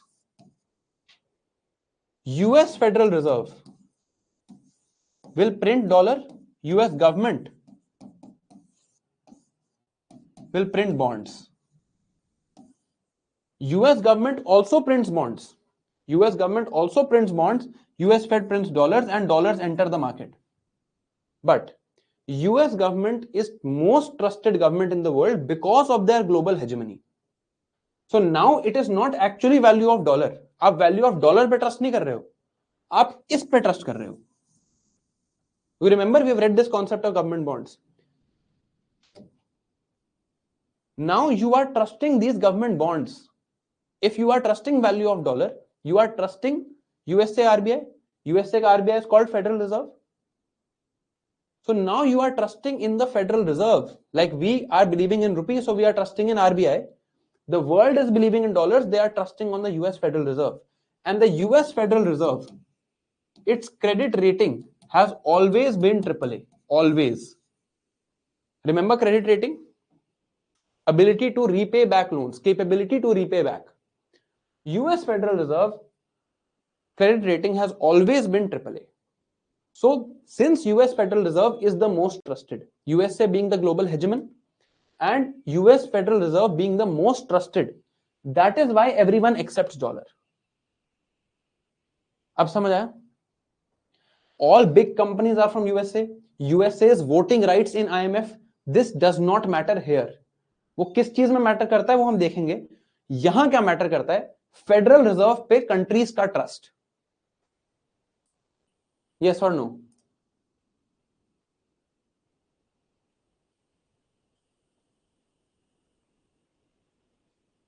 समझ आया? अब आप news में, in news you might be hearing a term called de dollarization. BRICS currency, वो क्या है? This system came into being because everyone was trusting, although I'll teach you this in detail in current affairs, everyone was trusting US Federal Reserve. Now we are saying for this, now what is happening, when India has to trade with China, India first has to convert, or India has to use dollar reserves that China accepts. If these two countries have a lot of trade, why not China agrees to maintain forex reserve and some forex reserve in rupee also? Problem क्या थी? Problem was that China had to maintain forex reserve in lots of countries. So we said we'll maintain in one only और सब उसमें accept कर लेंगे. अब इससे देखो होता क्या है? This is slightly advanced concept. Does USA need to maintain a forex reserve? Does USA now need to maintain any forex reserves? No. उनके पास तो डॉलर्स की भरमार है. They are the supplier of dollar. तो उनको मेंटेन करने, they still maintain for the purposes of accounting, they still maintain. But they don't need to maintain because they can simply print more dollars, print bonds and print dollars, right? अब BRICS countries क्या कह रही हैं? BRICS countries, Brazil, Russia, India, China, South Africa, these countries are saying that we trade a lot amongst ourselves. Why not we maintain our reserves in some different form other than dollar? Then for us, the responsibility of accumulating dollars, responsibility of exchange rate now becomes not that relevant. Now dollar exchange rate will not determine our trade with each other. Our each other's exchange rate will determine trade with each other. अभी क्या हो रहा है? Rupee to dollar to renminbi. Remove this. If we are already trading so much with each other, we are happy to maintain reserves in each other's currencies, right? So we are making this sort of system. We are going for a system of eliminating dollar or de-dollarization. बहुत ज्यादा news में है ये. Trump साहब काफी offended हैं इससे. Of course it harms their position. समझ आया meaning of the word D-dollarisation? Although current affairs में डिटेल में पढ़ाऊंगा, अभी डिटेल में नहीं पढ़ा रहा, but broadly you should have the idea.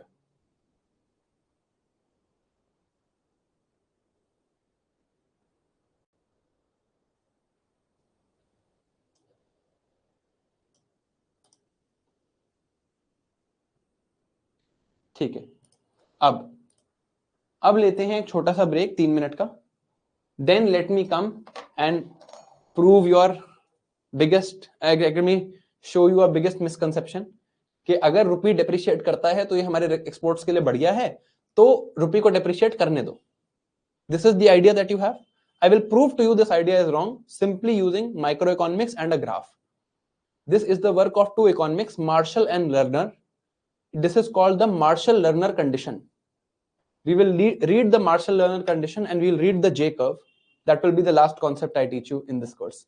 It is a beautiful concept. बहुत ही बढ़िया चीज है, ठीक है? And we'll learn that after I come back. So we'll take a 3-minute break and you will realize why simply mucking up economics is the worst thing we can do, because we have to understand economics. अब उसका एक last demonstration आज आपके लिए.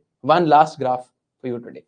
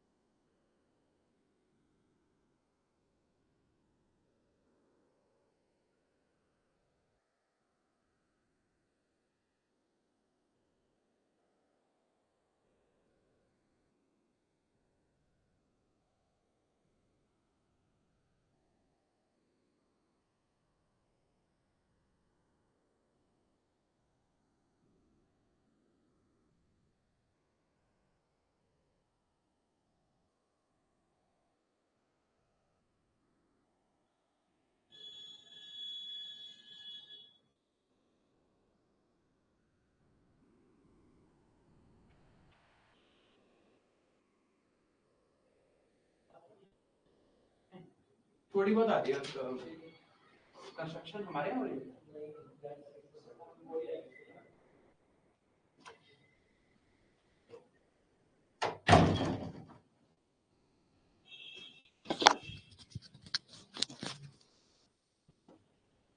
Don't worry, your break is yours only, not teaching, just writing.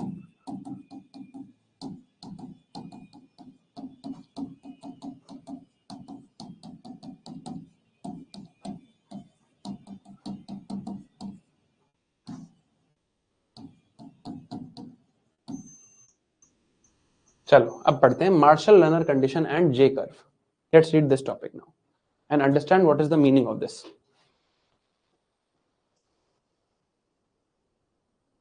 या देखो, पहले देखते हैं कि जब एक्सचेंज रेट चेंज होता है तो करेंसी पे क्या इफेक्ट होता है. When exchange rate goes up और down, what happens? Let's say $1 was earlier for ₹60. Now $1 is equal to ₹86. इसी बेसिस पे हम कंपेयर करेंगे, ठीक है? नाउ पहले देखते हैं condition of high value of currency. When your currencies value is high, high value of Indian currency, high value of rupees, that means this condition. In this condition what happens? India's imports are cheaper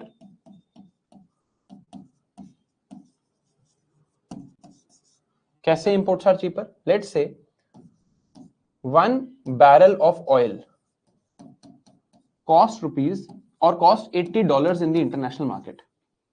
$80 for 1 barrel of oil.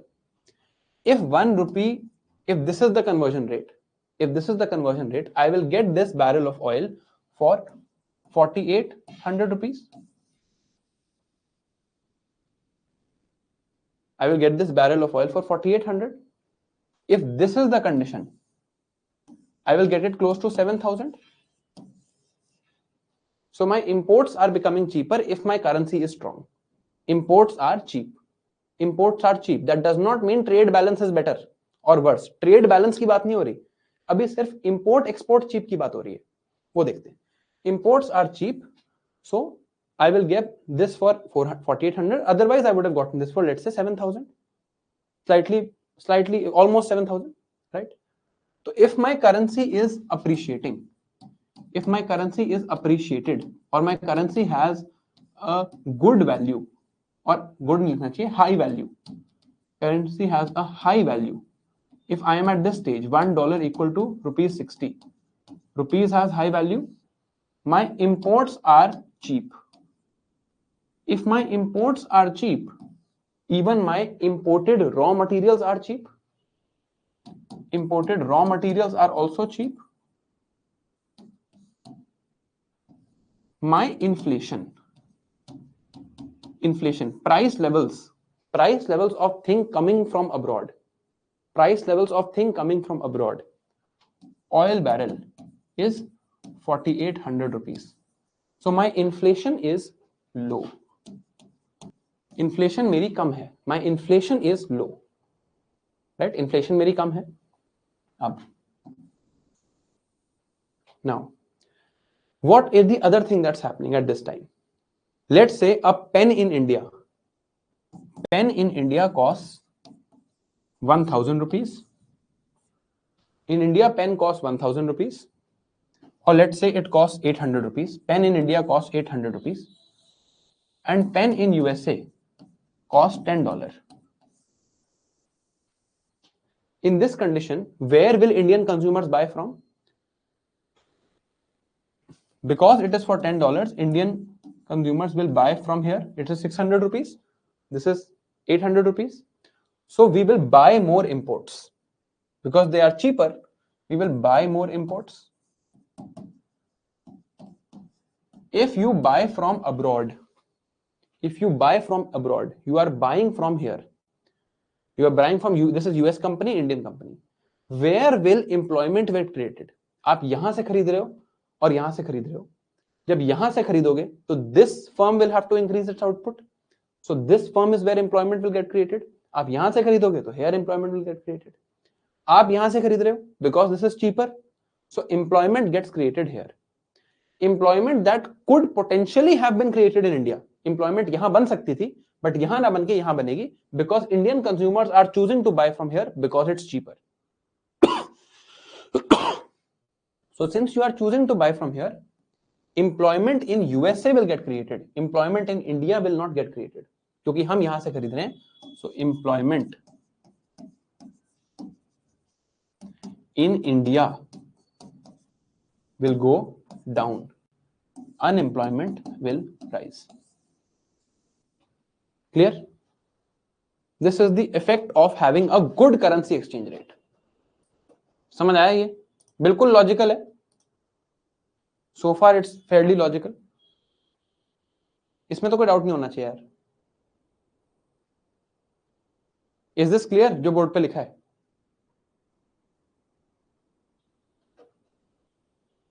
अब condition reverse कर देते हैं.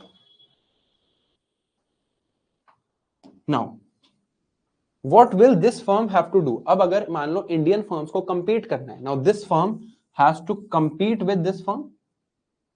If Indian firms have to compete, now this firm जो यहां पर pen बना रही है इसको compete करना पड़ेगा अमेरिकन फर्म से. So Indian firm will have to be much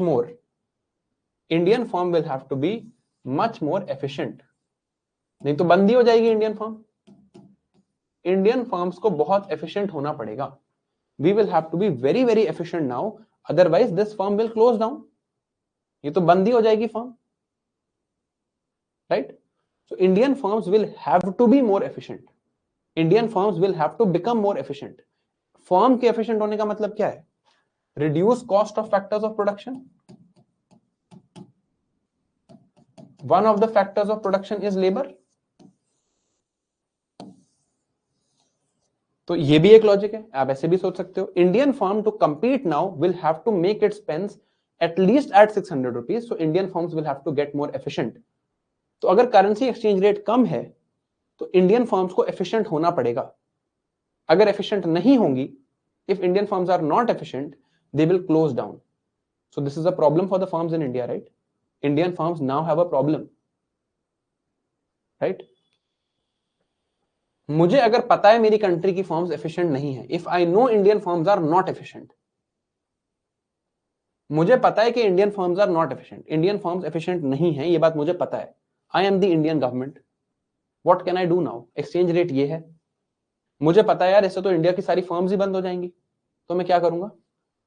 मैं कहूंगा when there is change of international boundary, when there is change of international boundary, I can levy a tax।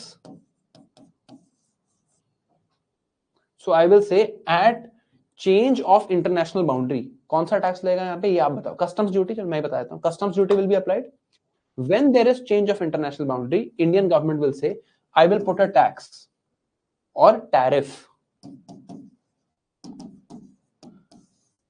I will put some tariff or tax on this, I will put a customs duty, I will put customs duty of 210 rupees on American pens। Now American pen is produced for 600 rupees, change of international boundary, 210 rupees tax, now it is 810 rupees। Now where will consumers buy? They will buy from here। अब अगर मुझे burden of tax comes finally on me, this is indirect taxation, burden तो मेरे को ही भरना है। तो either I pay 810 rupees now, I pay 810 rupees and say I want to buy the American pen, or I pay 800 rupees and buy the Indian pen। तो अब मैं कह सकता हूं मुझे 800 rupees का इंडियन पेन चाहिए, if this is the condition। Now my firms will be protected, I am protecting my domestic firm। Although मैं आपको ये करंट अफेयर्स में बहुत डिटेल में बताऊंगा, but this is how trade wars start। You say I am going to tariff this, then when you will export to USA will say we are going to tariff your goods, and now trade conditions become very difficult, right? ये समझ आया tariff क्यों लगा रहे हैं, customs duty लगाने का logic क्यों होता है?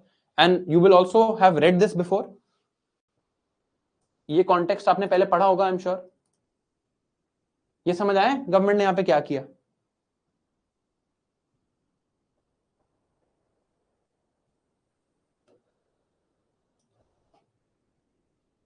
ठीक है, अब एक और चीज देखते हैं, अब इसको उल्टा कर देते हैं, let's reverse the condition.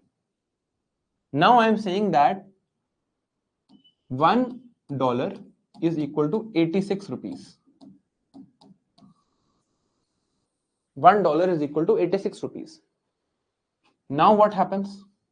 Now my currency is depreciated or at a low value।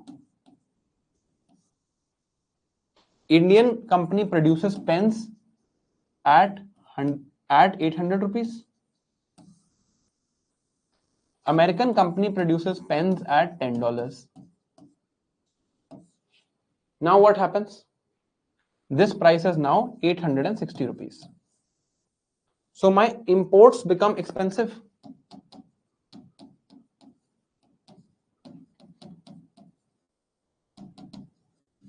If my import becomes expensive, imported raw materials also become expensive। If imported raw materials become expensive, अभी ये pen तो final good है, let's say even raw materials are becoming expensive। This means what? Cost of factors of production for Indian firms will also rise। जो raw materials हम ला रहे हैं वो भी महंगे हो जाएंगे, therefore there will be inflation in the economy।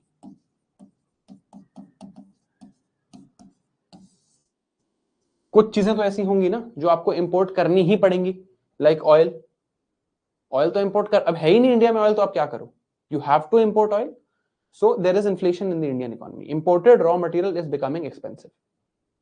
But also one thing will happen, that people will now choose to buy from Indian firms. People will always choose to buy from Indian firms now, because Indian firms are cheaper. So if choose to buy from Indian firms, then what will happen? If you choose to buy from Indian firms, that means employment in India will increase. And lastly, for Indian firms, what other thing will happen? For Indian firms, what is the other thing that will happen? They have no incentive now to be efficient. इनको efficient होने की जरूरत ही नहीं है, अब इनको अपने processes better करने की जरूरत ही नहीं है. Let us now also see this from the American point of view. Let us now see this from the American point of view. ये चीजें तो क्लियर होंगी, अभी तक तो ये क्लियर है, सेम है, तो सेम लॉजिक है, मैं कुछ भी नया नहीं लिखा. Let us see from American point of view now. But यहां तक तो क्लियर है, अभी तक तो I have not written anything new. It's the same what was written on the previous page. ठीक है, अब देखो इधर, अब देखो क्या होता है.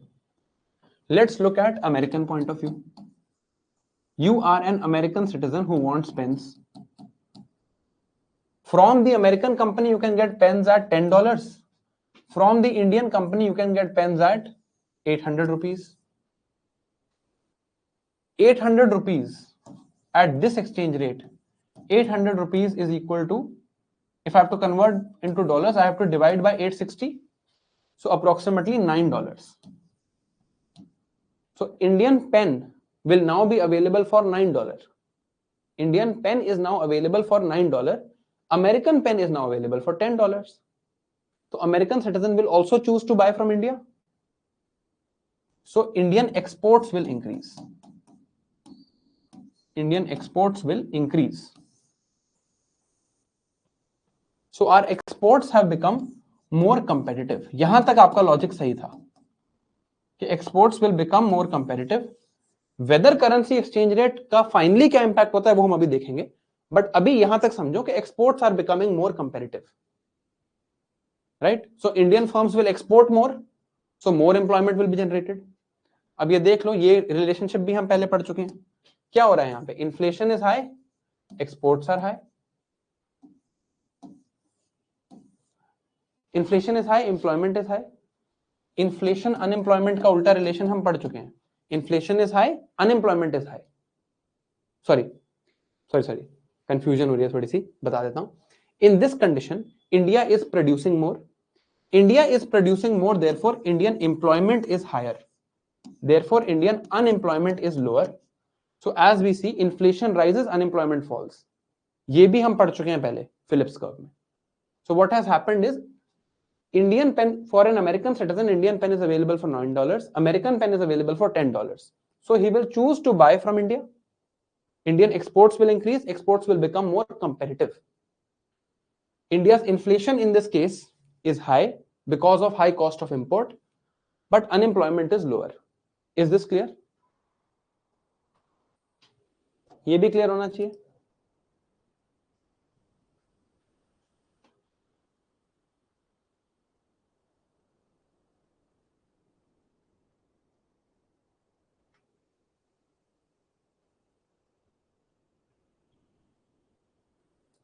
ठीक है, अब जादू देखते हैं थोड़ा सा.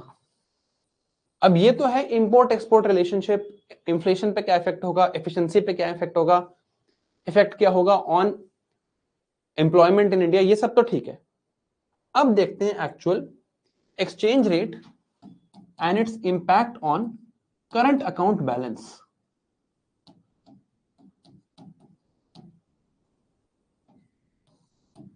Exchange rate and it's impact on current account balance. ये पता चलना चाहिए ना कि एक्चुअल इंपोर्ट एक्सपोर्ट मिला के क्या इंपैक्ट होगा.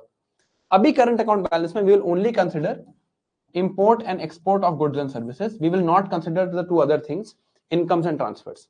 वो क्योंकि इंडिपेंडेंट है उसको हम कंसिडर नहीं करते, हम सिर्फ इंपोर्ट एक्सपोर्ट को कंसिडर करते हैं और देखते हैं कि इंपोर्ट एक्सपोर्ट बैलेंस को क्या होगा. What will happen to import export balance because of exchange rate change? ठीक है जी। हमने एक टर्म पढ़ी थी current account deficit. India is in current account deficit. That means अगर मैं सिर्फ इंपोर्ट एक्सपोर्ट की बात करूं, that means India's value of imports minus value of exports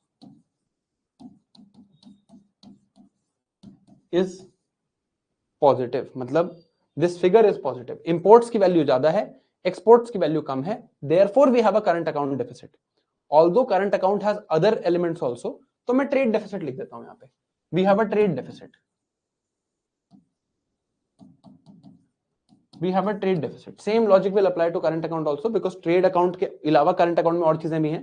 This is fine. In trade deficit we have more value of imports, less value of exports, therefore we have a trade deficit. This is what we have read.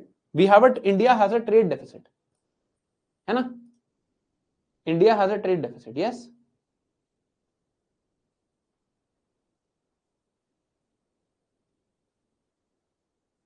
ठीक है जी. अब what is value of import? What is value of import? Whatever quantity you are importing into price. Value तो ऐसी आती थी, quantity into price, यहां पर भी quantity into price. When exchange rate depreciates,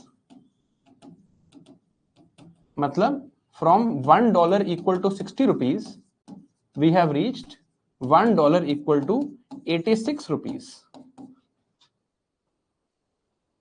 तो क्या होता है? This price, what happens to this price? Imports become more expensive. This price rises,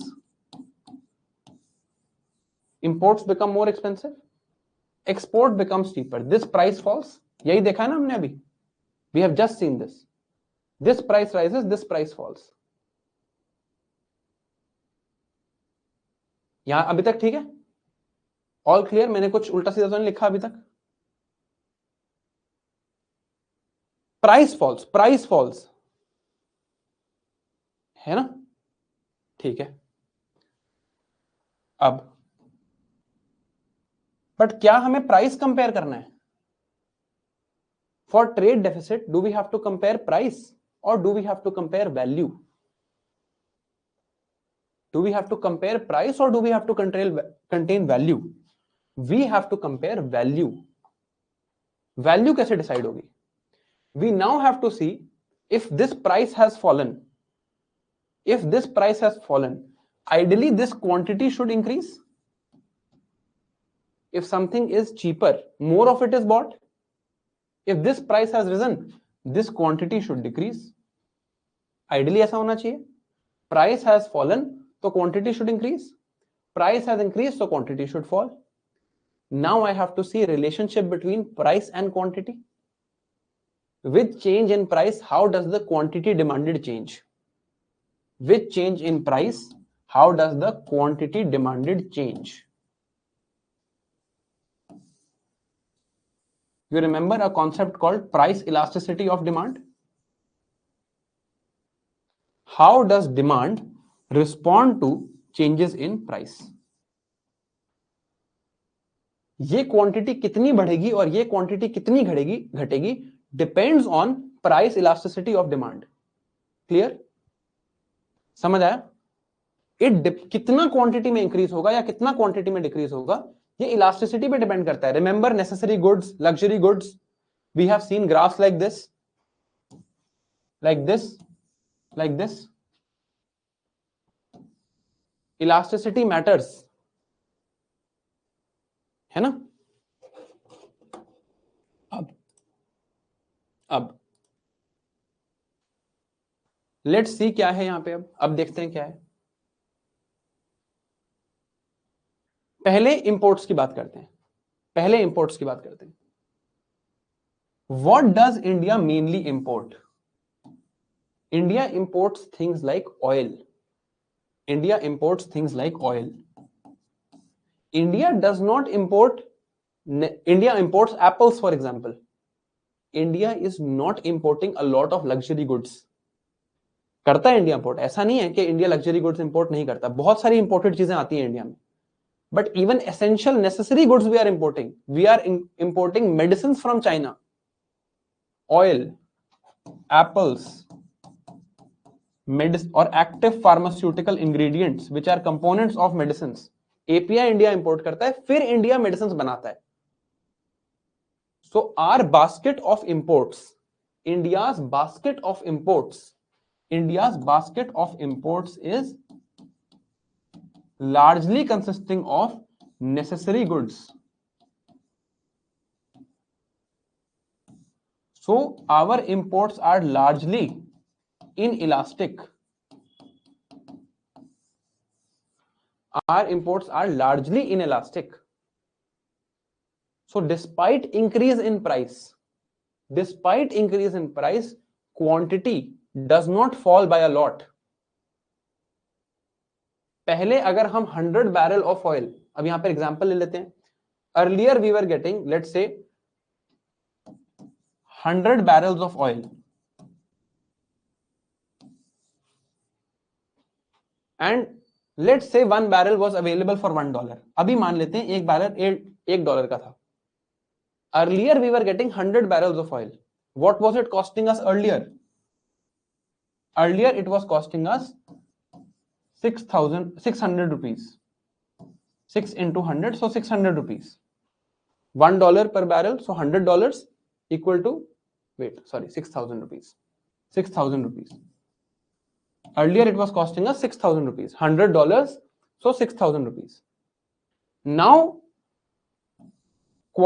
price has increased.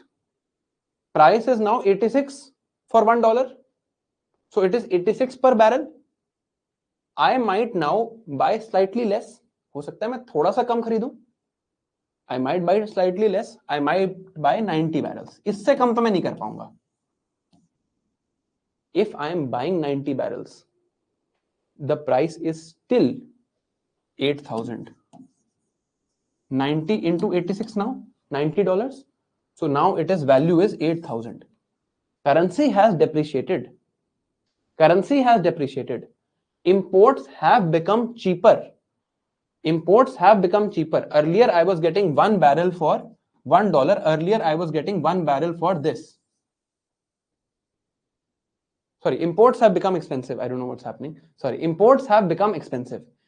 Currency has depreciated. Imports have become expensive. So quantity should reduce. But quantity reduction is not happening this much because our demand is inelastic. We have an inelastic demand. It does not respond that much. So पहले मैं 100 barrels दे रहा था, अभी भी मुझे 90 barrel खरीदने पड़ेंगे. So from 6,000 it goes up to 8,000. Right? The demand of our basket of imports is mainly of necessary goods. Therefore, quantity does not respond that much to price. We are importing inelastic goods. Price rises, quantity should go down, but quantity only goes down slightly. So earlier my value of imports was 6,000. Now my value of imports is 8,000. समझ आया क्या कह रहा हूं? Sorry for the couple of gaps that I made in between, but broadly is it clear what I have said? We are importing necessary goods which are inelastic. तो quantity उतनी कम नहीं हो रही जितनी हम चाह रहे हैं.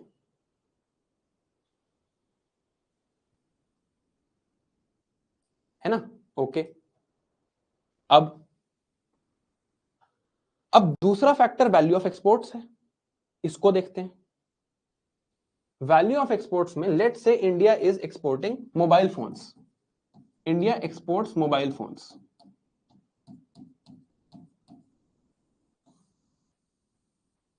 India sells one mobile phone for 6,000 rupees. So in earlier exchange rate, जब पहले exchange rate था $1 equal to ₹60. What will be the cost for an American? Cost for an American will be $100. Now exchange rate is $1 equal to rupees 86. So cost for an American now, $1 equal to 86. Cost for an American now is $69. Now cost for an American is $69. So imports have become cheap. Price of imports have gone down. पहले हम exports have become cheap. Exports have become cheap. Price of exports has gone down. पहले हम export कर रहे थे $100 में. Now I am exporting for $69. Price has become cheap. Exports have become cheaper. पहले मैं मोबाइल फोन एक्सपोर्ट करता था तो $100 का एक्सपोर्ट करता था, अब मैं $69 का एक्सपोर्ट करूंगा. Price has become cheap. Let's see what happens to quantity now. Let's see what happens to quantity. पहले I was selling, earlier I was selling, let's say earlier I was selling 10 of these mobile phones. अब I will not directly sell to, I am not directly selling to consumers in USA. I was selling 10 of these mobile phones to an American company.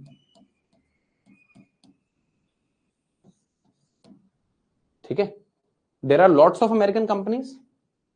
There are lots of American companies. US company 1, US company 2, US company 3.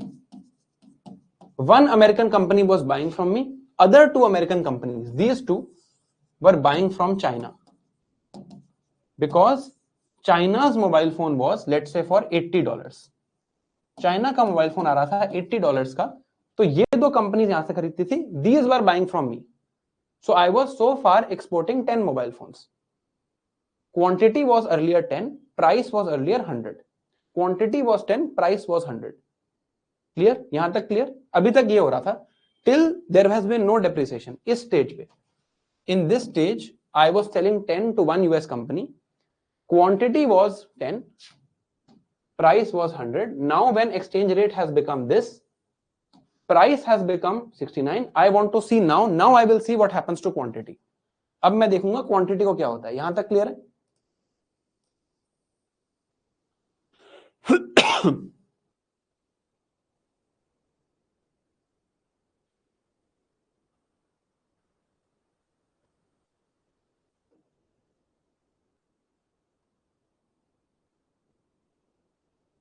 ठीक है, अब देखो, now see what happens. Now Indian phones are available cheaper. Indian phones are available cheaper. Indian phones cheap तो हैं. So definitely these two companies will also want to buy Indian phones. But in the short run,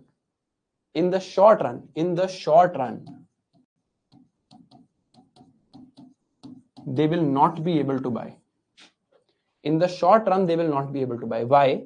Because they will have some sort of contract with the Chinese company. ऐसा तो होगा नहीं कि Chinese company से कोई contract नहीं है, आज एक फोन दो पैसे लो. They would be having some sort of contract. They will take some time to absorb this information in the market. It's not a perfect market that everyone has complete information. This information to reach these companies, then for these companies to terminate their contract with the Chinese company. Then when these companies terminate their contract with the Chinese company, then they make a new contract with Indian company. Then they buy Indian phones. Right? This has a time lag. So eventually,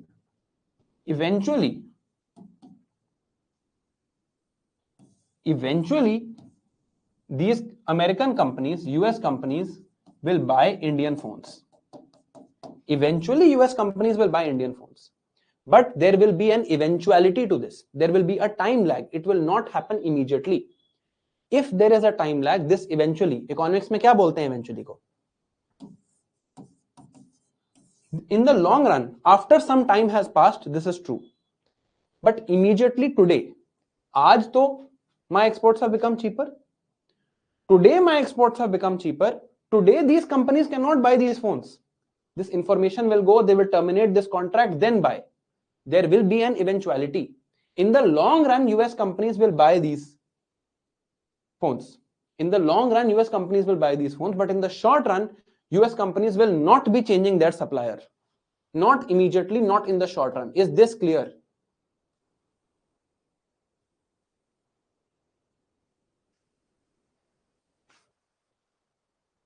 Is this clear?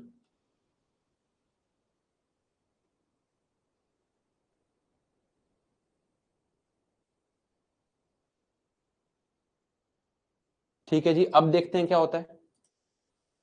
So in the long run, now let's see what do we sell. In the short run, I will continue to sell 10 phones at $69. In the long run, I will sell 30 phones. In the long run, I will sell 30 phones. Because these companies also will come. I will get 20. In the long run, the value of my exports will increase. In the long run, value of exports will increase. Value of exports will increase in the long run. Value of exports will increase in the long run. In the short run, value of exports has decreased. Earlier, my export was $1,000. Earlier, my export was $1,000, 10 into $100. Now my export is 69 into 10, $690. In the long run, this will become much more. Because I'll have 30 phones, so it will be 69 into 30. Then it will be long. This will be close to $2,100. Later, in the long run, the value of my exports will increase. In the short run, the value of my exports will fall. In the short run, value of exports has fallen. In the long run, value of exports will increase. So now, coming back to current account balance or trade balance. What happens to my trade balance or trade deficit? Trade deficit is equal to value of imports minus value of exports.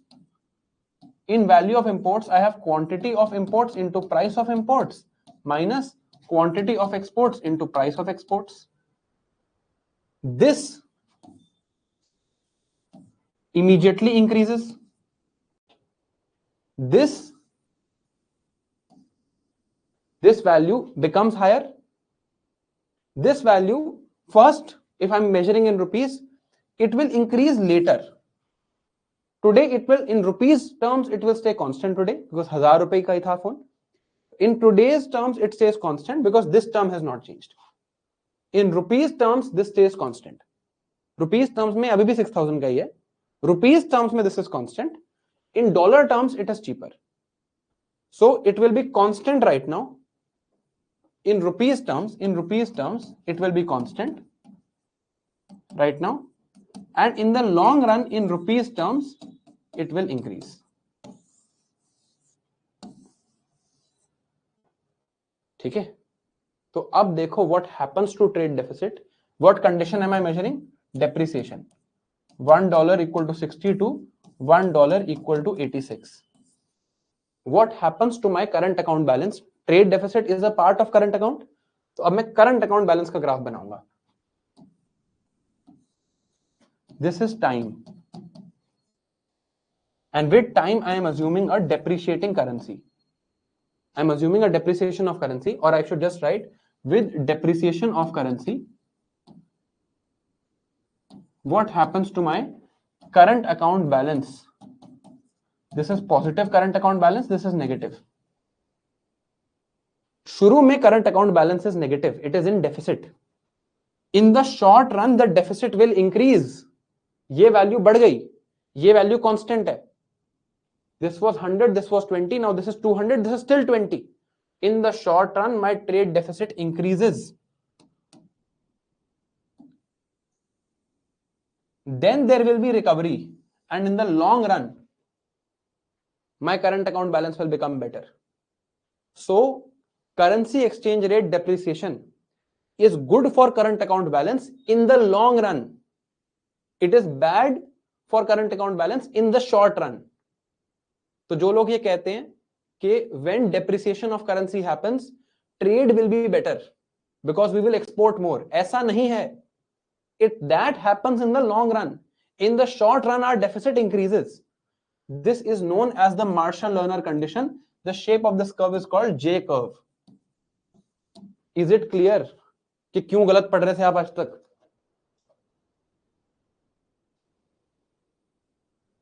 समझ आया?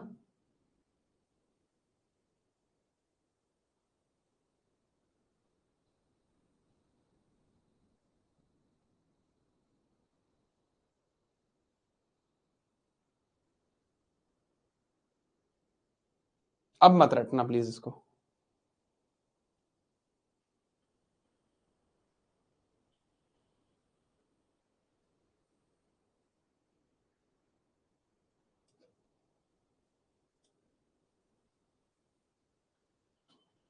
How short is the short? How long is the long? ये तो हम answer कर चुके हैं. Now, with depreciation of currency, exports become competitive. True or false? With depreciation of currency, exports become competitive. True or false?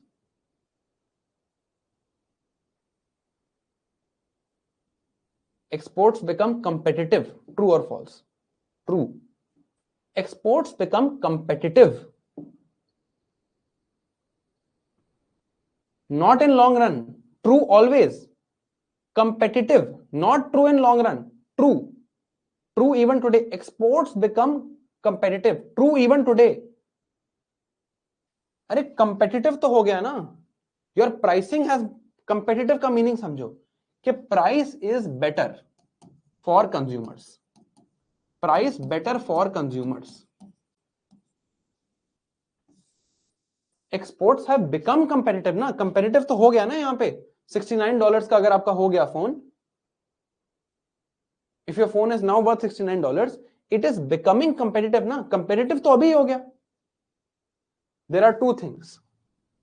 With depreciation of currency, exports become competitive. With depreciation of currency, value of exports increases. This is true today. ये तो आज भी true है. This is not true today. This is true in the long run. समझ आया?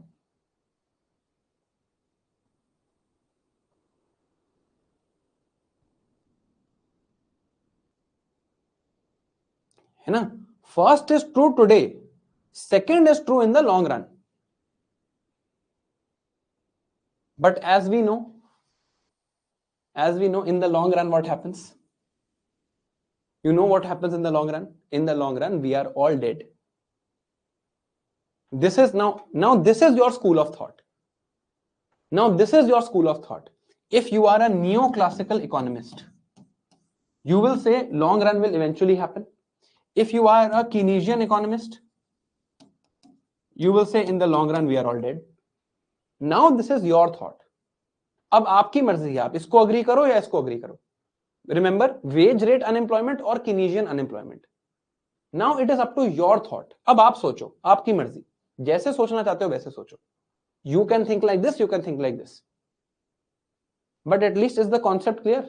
जो आज तक रट रखा था concept. See, this is what, again, यही मैं आपको सुबह भी कह रहा था. This is what I'm trying to solve. This is what I'm trying to solve. अरे what to do in MCQ क्या? Export comparative लिखा आएगा. This is, आप कोई भी MCQ देख लो. Export comparativeness is written. Value of exports is not written. Always export comparativeness is written. Always export competitiveness is written. UPSC will not make wrong questions. आप tension मत, कोई गलत चीजें थोड़ी है. Just because हम पढ़ते नहीं हैं doesn't mean this doesn't exist. MCQ में कोई भी देख लेना MCQ, हमेशा export competitiveness is written. If value of exports is written, you can say wrong. With depreciation of currency, value of exports increases. Only in long run. UPSC ऐसा question बनाता ही नहीं है जिसमें कंफ्यूजन हो. If they will write value from this value, they will say long run or they will say eventually. Long run नहीं लिखेंगे because वो economics optional की तरफ चली जाएगी बात. They will write eventually or immediately. They will write eventually for long run, immediately for short run. Then you will know. अब आप ये सोच लो कि you agree with this or this you can be, and ये मैं आपको बता देता हूं, you are not qualified to make this decision whether this is correct or this is correct. I am also not qualified. ठीक है. Now we are left with a few remaining concepts. एक Dutch disease हमें पढ़ना है, and then एक sterilization रह गया था. If you remember, sterilization is left from last time. Transfer pricing and indirect transfers are left. Cess and surcharge is left. ये कुछ चीजें हैं, इनको थोड़ा सा जल्दी जल्दी पढ़ेंगे, इसमें कुछ खास है नहीं. We will just read these things now. क्या क्वेश्चन है? China devaluing its currency. What is the logic? पहले तो this is an American claim. America says that you should not have a dirty float system. Right? The long run will be achieved at some point. Right? It does not mean that there will be no long run. Right? This is just a broad concept. The J curve is a broad concept to understand everything. Chinese suppliers might already have contracts. अब यहाँ पर और बहुत सारे. Now when you come to the real world, a lot of other things happen. For example, Chinese suppliers already have contracts. They see that their contracts are going to go away. They will devalue their currency. Right? So in the real world, these concepts are important, but in the real world then, it is applied very differently. है ना? समझ आ रहा है युता? This is applied very differently in the real world. Here Chinese suppliers might feel their contracts are going to go. And long run, देखो, eventually long run will be achieved or not. आपको याद होगा, even in unemployment, Keynes did not disagree with the neoclassicals. Keynes did not disagree with neoclassicals. He did not say neoclassicals were wrong. He just said, how long is the long run? He just said, how long is the long run? That nobody knows. That nobody knows. Yes, the point I was trying to make to you was, current account balance does not immediately increase. Current account balance does not immediately increase with having a bad exchange rate. It takes time. So there is a curve, there is a J curve, and there is a Marshall-Lerner condition. It depends on your elasticity of imports and exports. China's devaluation of currency also depends on what is the elasticity levels of goods that they import and export. उसकी भी तो एक elasticity की problem है. So there are many factors to consider. Divya is asking which exchange rate is best for India. If I knew this, I would be chief economic advisor to Prime Minister. Why would I be sitting here or standing here and teaching? I would be in the Prime Minister's office. I just know the concept. I just know the concept. I'm just kidding, Divya. Don't mind. मेरे को नहीं आता यार, इतनी information नहीं है मेरे पास. मेरे को कॉन्सेप्ट पता है. कॉन्सेप्ट से एग्जाम में सवाल आते हैं. Which is good for India or bad for India is a matter of huge research. Right? अभी तो इकोनॉमिक्स ऑप्शनल में जाएंगे तो यहाँ 6 ग्राफ और बन जाएंगे. It's a matter of huge research. है ना? चलो. We'll stop here now and we'll continue from Dutch disease after a small break. 4-5 topics हैं, जल्दी से खत्म करते हैं. I'm just giving you a small break. I hope बढ़िया लगा हो आपको ये. I hope you understood this J curve. And this is probably the last big concept that I had to teach you, called J curve and Marshall-Lerner condition. ठीक है? Break लेते हैं and we'll continue from here.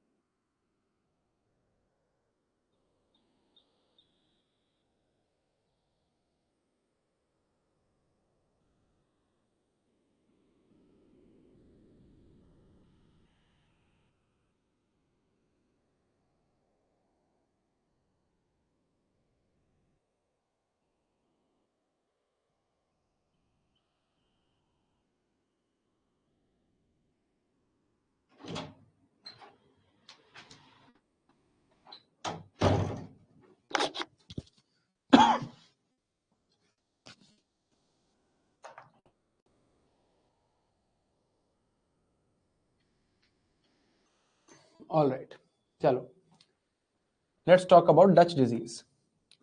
Now this is not a standard economic term, ये कोई standard economics की term नहीं है, but this is a commonly used term. कभी अगर दिख जाए, मेंस में लिखने के लिए बढ़िया है, कभी अगर दिख जाए तो लिख सकते हैं रीजनलिज्म के क्वेश्चंस में वगैरह वगैरह, we can use this term.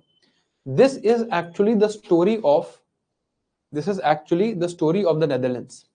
The story of the Netherlands that has happened at that time, right? तो जो country है उसकी जो ये it is just the story of that country, right? Now, in this country, what happened was that a lot of oil was discovered. This country is close to the North Sea. Atlas में एक बार पढ़ना, North Sea में क्या है?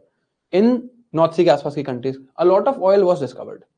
When a lot of oil was discovered, everyone in this country left their jobs and started mining for oil. All companies started mining for oil because oil was in lot of demand. Oil was in lot of demand. Right? तो इनको ये natural resource मिली, इनकी सारी companies ने oil supply करना शुरू कर दिया. Even phone making companies stopped and started, trying to extract this oil and sell this oil in the international market because it had a lot of profit. Oil was in huge demand and they found a very extractable source of oil. When they were selling a lot of oil, what was happening? Oil is going out from the Netherlands. What is entering the Netherlands? A lot of dollars are entering. Supply of dollar is very high. So price of dollar will go down. So their exchange rate would be increased. $1 was, let's say, earlier equal to 10 of Netherlands currency. Now $1 is equal to 2 of Netherlands currency. But this doesn't affect them. Because they are getting money from dollars. They're getting money from the exports that they're doing. Huge supply of dollars is coming. So their exchange rate became high. Now, why did it become high? Because of the fact that they could supply oil. Other industries, now, earlier $1 equal to 10, now $1 equal to 2. Oil industry को तो कोई दिक्कत नहीं है इस exchange rate से, because oil is inelastic. Oil demand is inelastic.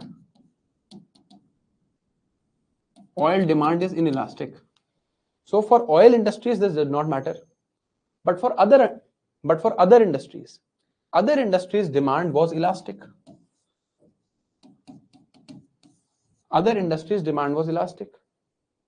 So the other industries that were set up, their exports were not competitive. They could not export other things. So oil export to बढ़िया चल रहा है because it's inelastic.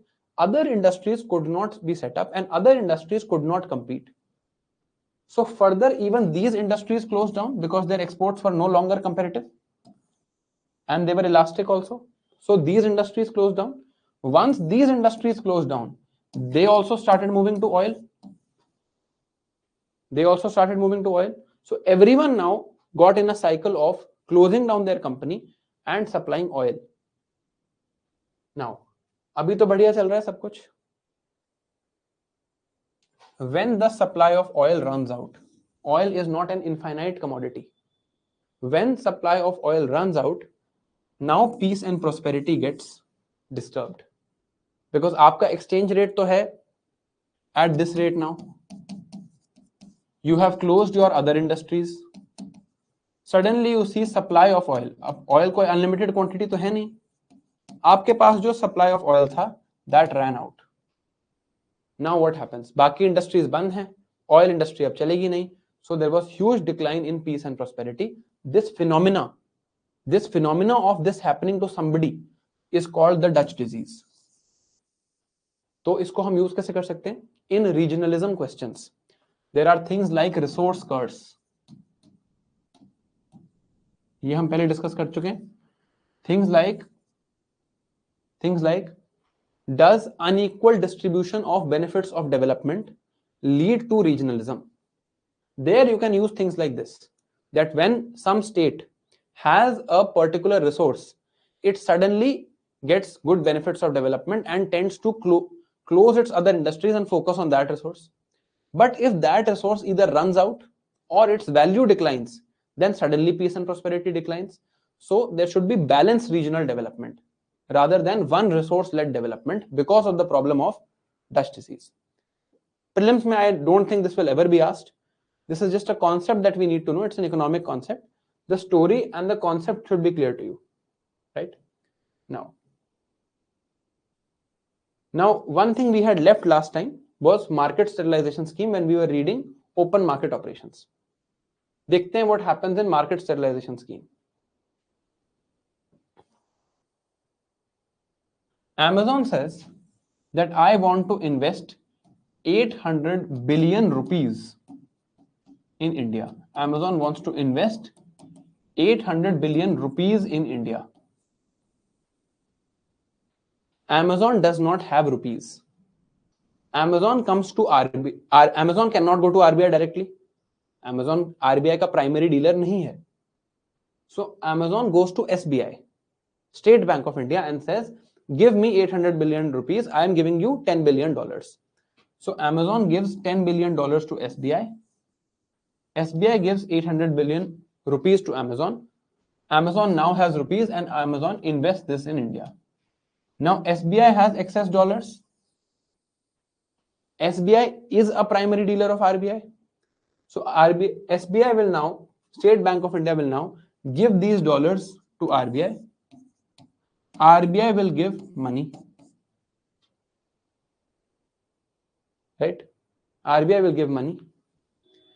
RBI has given this money. This money then ultimately what has happened here? Rupee has gone from RBI to SBI, from SBI to Amazon, and from Amazon into the market. यही हुआ है ना? Dollars have come from Amazon to SBI. From SBI, dollars have gone like this.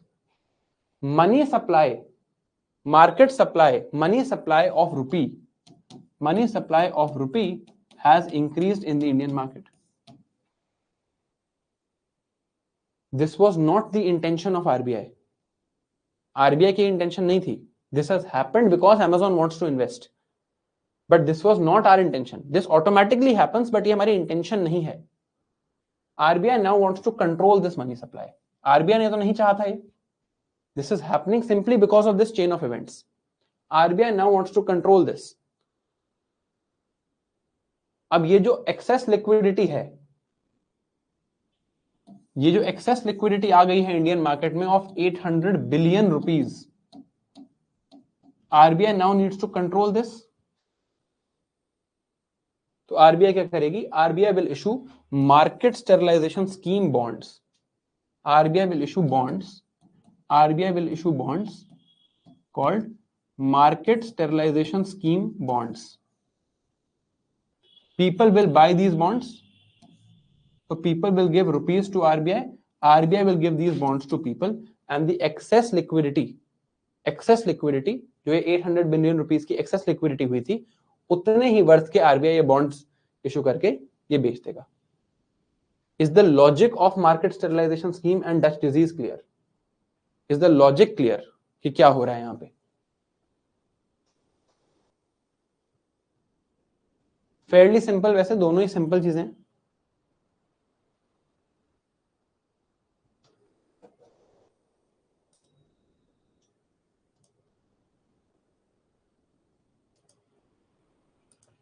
चलो अब let's read transfer pricing and indirect transfers.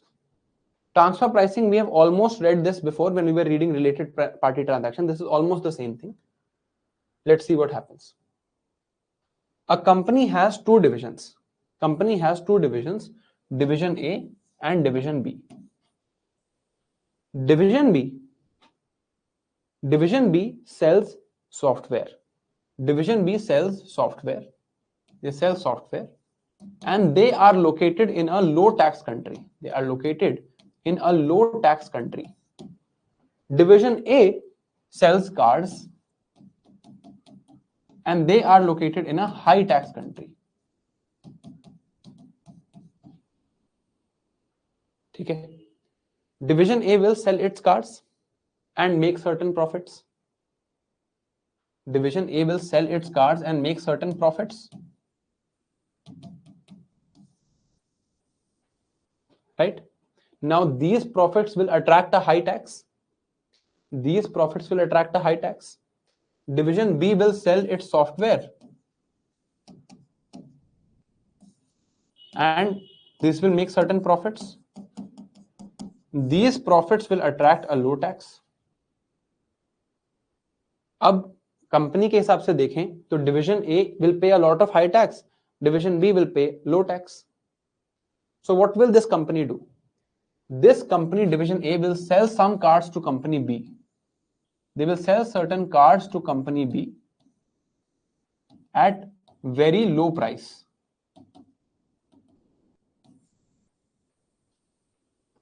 They will sell certain cars to company B at very low price. Division B will sell software at very high price.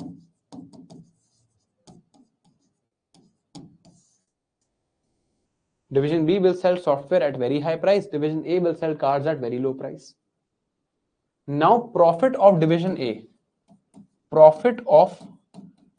A has gone down because they have sold at very low price. Profit of division B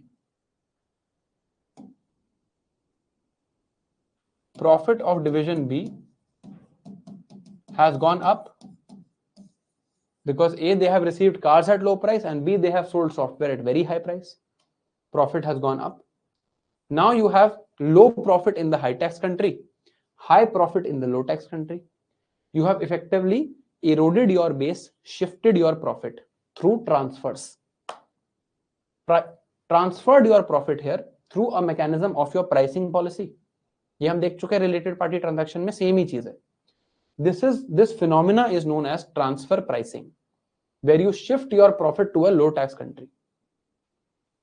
Obviously, there are related party transactions also happening here.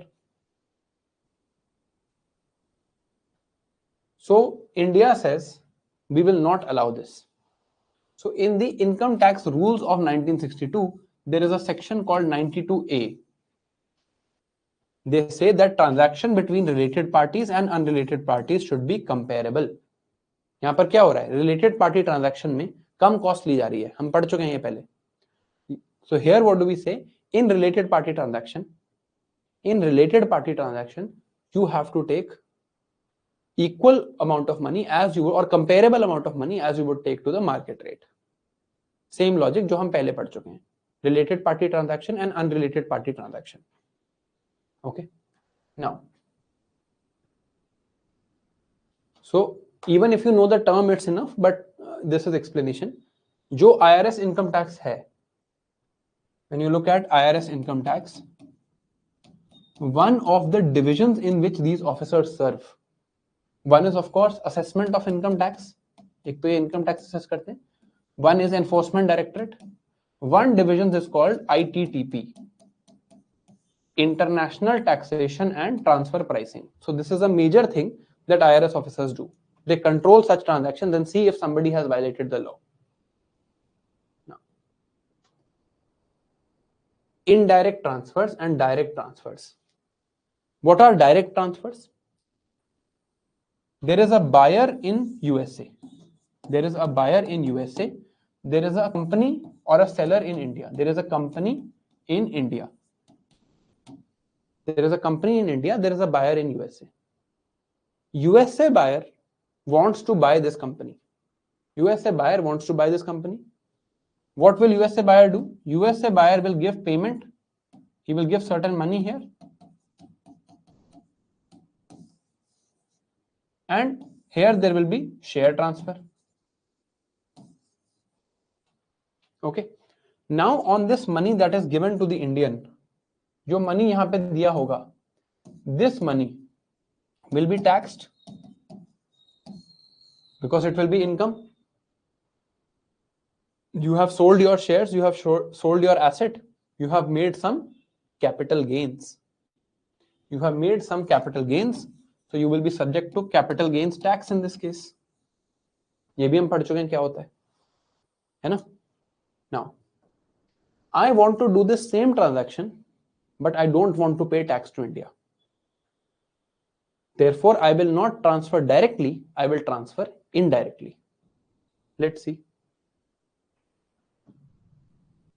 मैं क्या करूंगा? I will set up a parent company. Parent company. ये remember? ये उसका example नहीं है, ये parent company का एग्जाम्पल है, ये इनडायरेक्ट ट्रांसफर्स का एग्जाम्पल नहीं है. Tata Sons limited owning Tata Steel, parent company. Tatas have shareholding in Tata Sons Limited. Tata Sons Limited has shareholding in Tata Steel. So Tata Sons Limited becomes parent company of Tata Steel. So I will set up a parent company and I will set up a subsidiary company.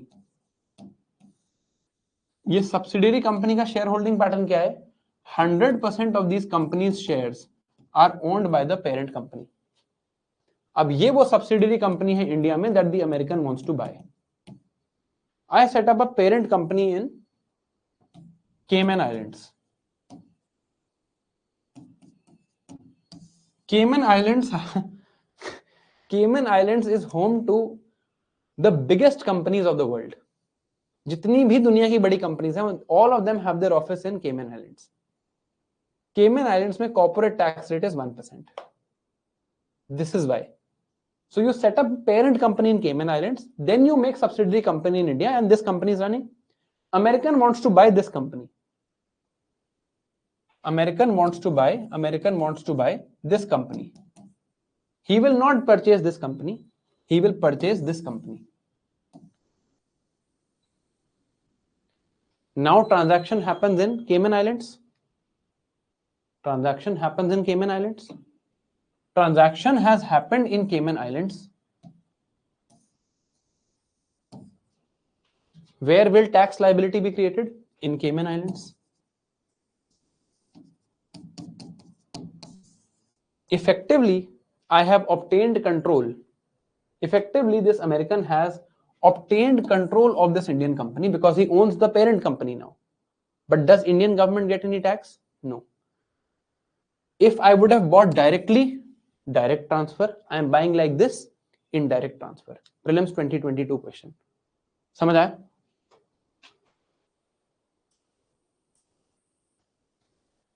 Is it clear?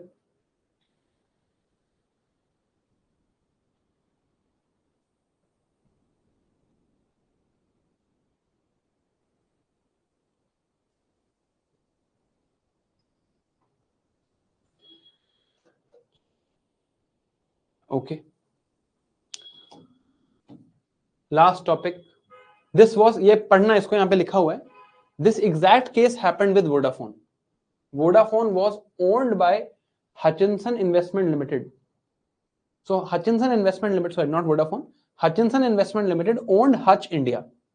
Vodafone wanted to buy this company called Hutch. आप लोग जो थोड़े young हैं, you might not have heard the name of Hutch, but earlier Vodafone was called Hutch. This was the company that was, Hutch was the one that was giving network in India. Vodafone wanted to buy Hutch. Vodafone did not buy Hutch India, they bought the parent company. Indian government then went for a case on this. अभी भी चल रहा है. Lots of issues are there, retrospective taxation, etc., etc. Not that relevant now, but basically you need to know this. Now, cess and surcharge. Last topic. You have some income. From income, we will remove the deductions. We will come to taxable income.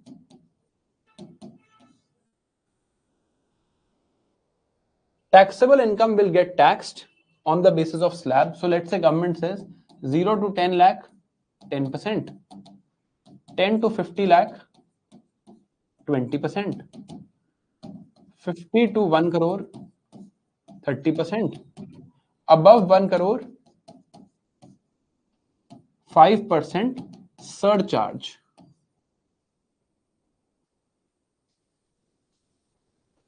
Above 1 crore, 5% surcharge. What is surcharge? Surcharge is a tax on your complete taxable income.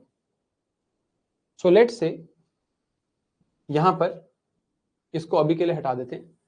अभी हम just for the purpose of understanding we'll say that government says on this entire tax liability there is a 5% surcharge. Then what does this mean? Surcharge means additional tax charge on tax liabilities. Additional charge on tax liabilities. So let's say in this case your income is 1 crore. Let's say your income is 1 crore and your deductions are 0. So what will be your tax liability? Tax, और इसको अभी के लिए हटाते हैं. अभी आपकी tax liability कितनी होगी? What will be your tax liability in this case? First 10 lakh you will pay 10%, that is you will pay 1 lakh. Next 40 lakhs you will pay 20%, which is 8 lakhs. Next 50 lakhs you will pay 30%, which is 15 lakhs. Government will say on this, since you are in super rich category, on this we are levying a surcharge of 10%. On this bracket of tax liability, we are levying a surcharge on 10%. Your taxable income was 1 crore rupees. 1 crore taxable income, first bracket 10%, so 10 you paid on the first 10 lakh you paid 1 lakh. On the second 40 lakh you paid 20%, so 8 lakh. On the last 50 lakh you paid 30%, which is 15 lakh. On this 15 lakh government will say surcharge of 10%, so you will pay 15 lakh plus 10% of 15 lakh, which is 1.5 lakhs more. So you will actually pay 1 plus 8 plus 15 plus 1.5. Surcharge is simply a tax on tax. Tax and certain surcharge, certain additional charge on the tax that you are paying. So tax on tax. Is clear? Surcharge meaning?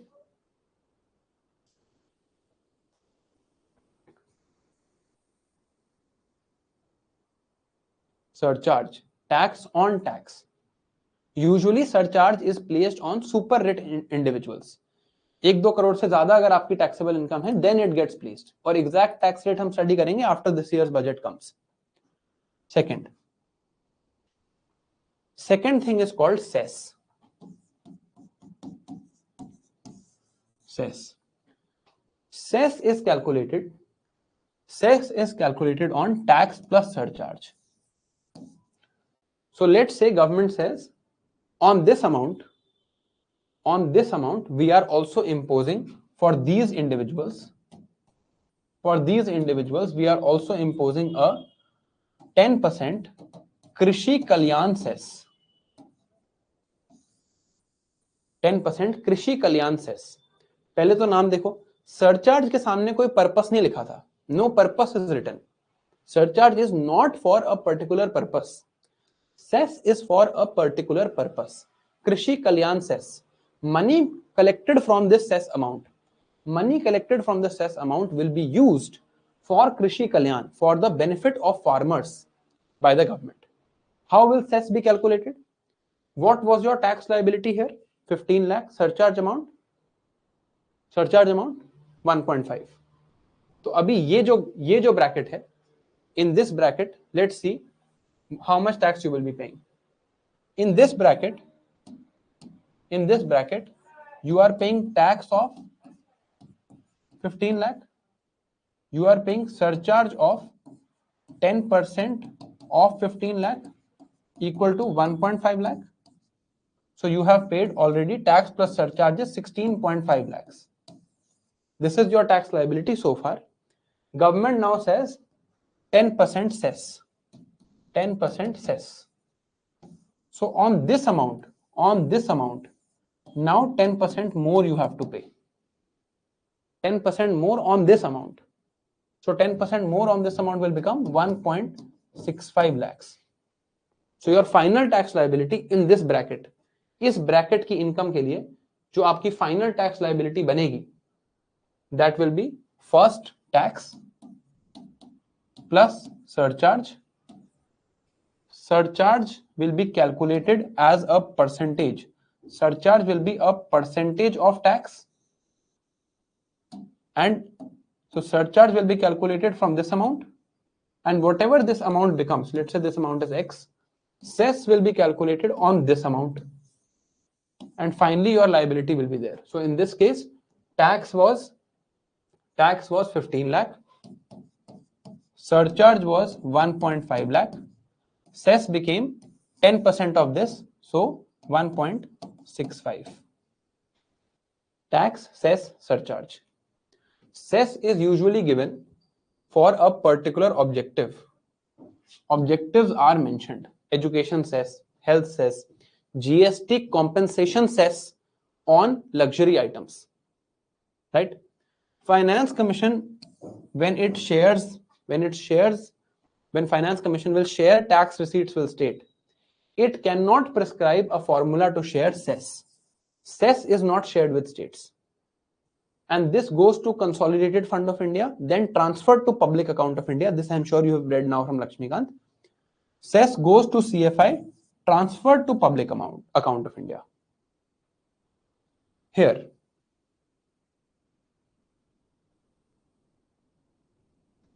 surcharge is additional charge. Clear objectives are not mentioned. Exception here is social welfare surcharge on custom duty of imported goods. There is just one surcharge. This is an exception. जिसके सामने कुछ नाम लिखा है, कुछ objective is written. Social welfare surcharge. Usually it's not written. This is also not shared with the states. This goes to Consolidated Fund of India. That goes from Consolidated Fund to public account. From CFI to public account here, this goes to Consolidated Fund. Okay, is this clear? Is this clear?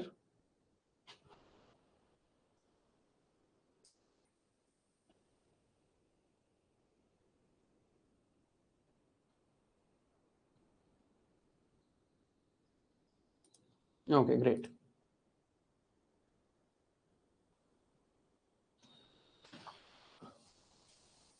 Now, this actually brings me to the end of today's class. I don't have anything else to share. Right? So, just a couple of things before I take your leave.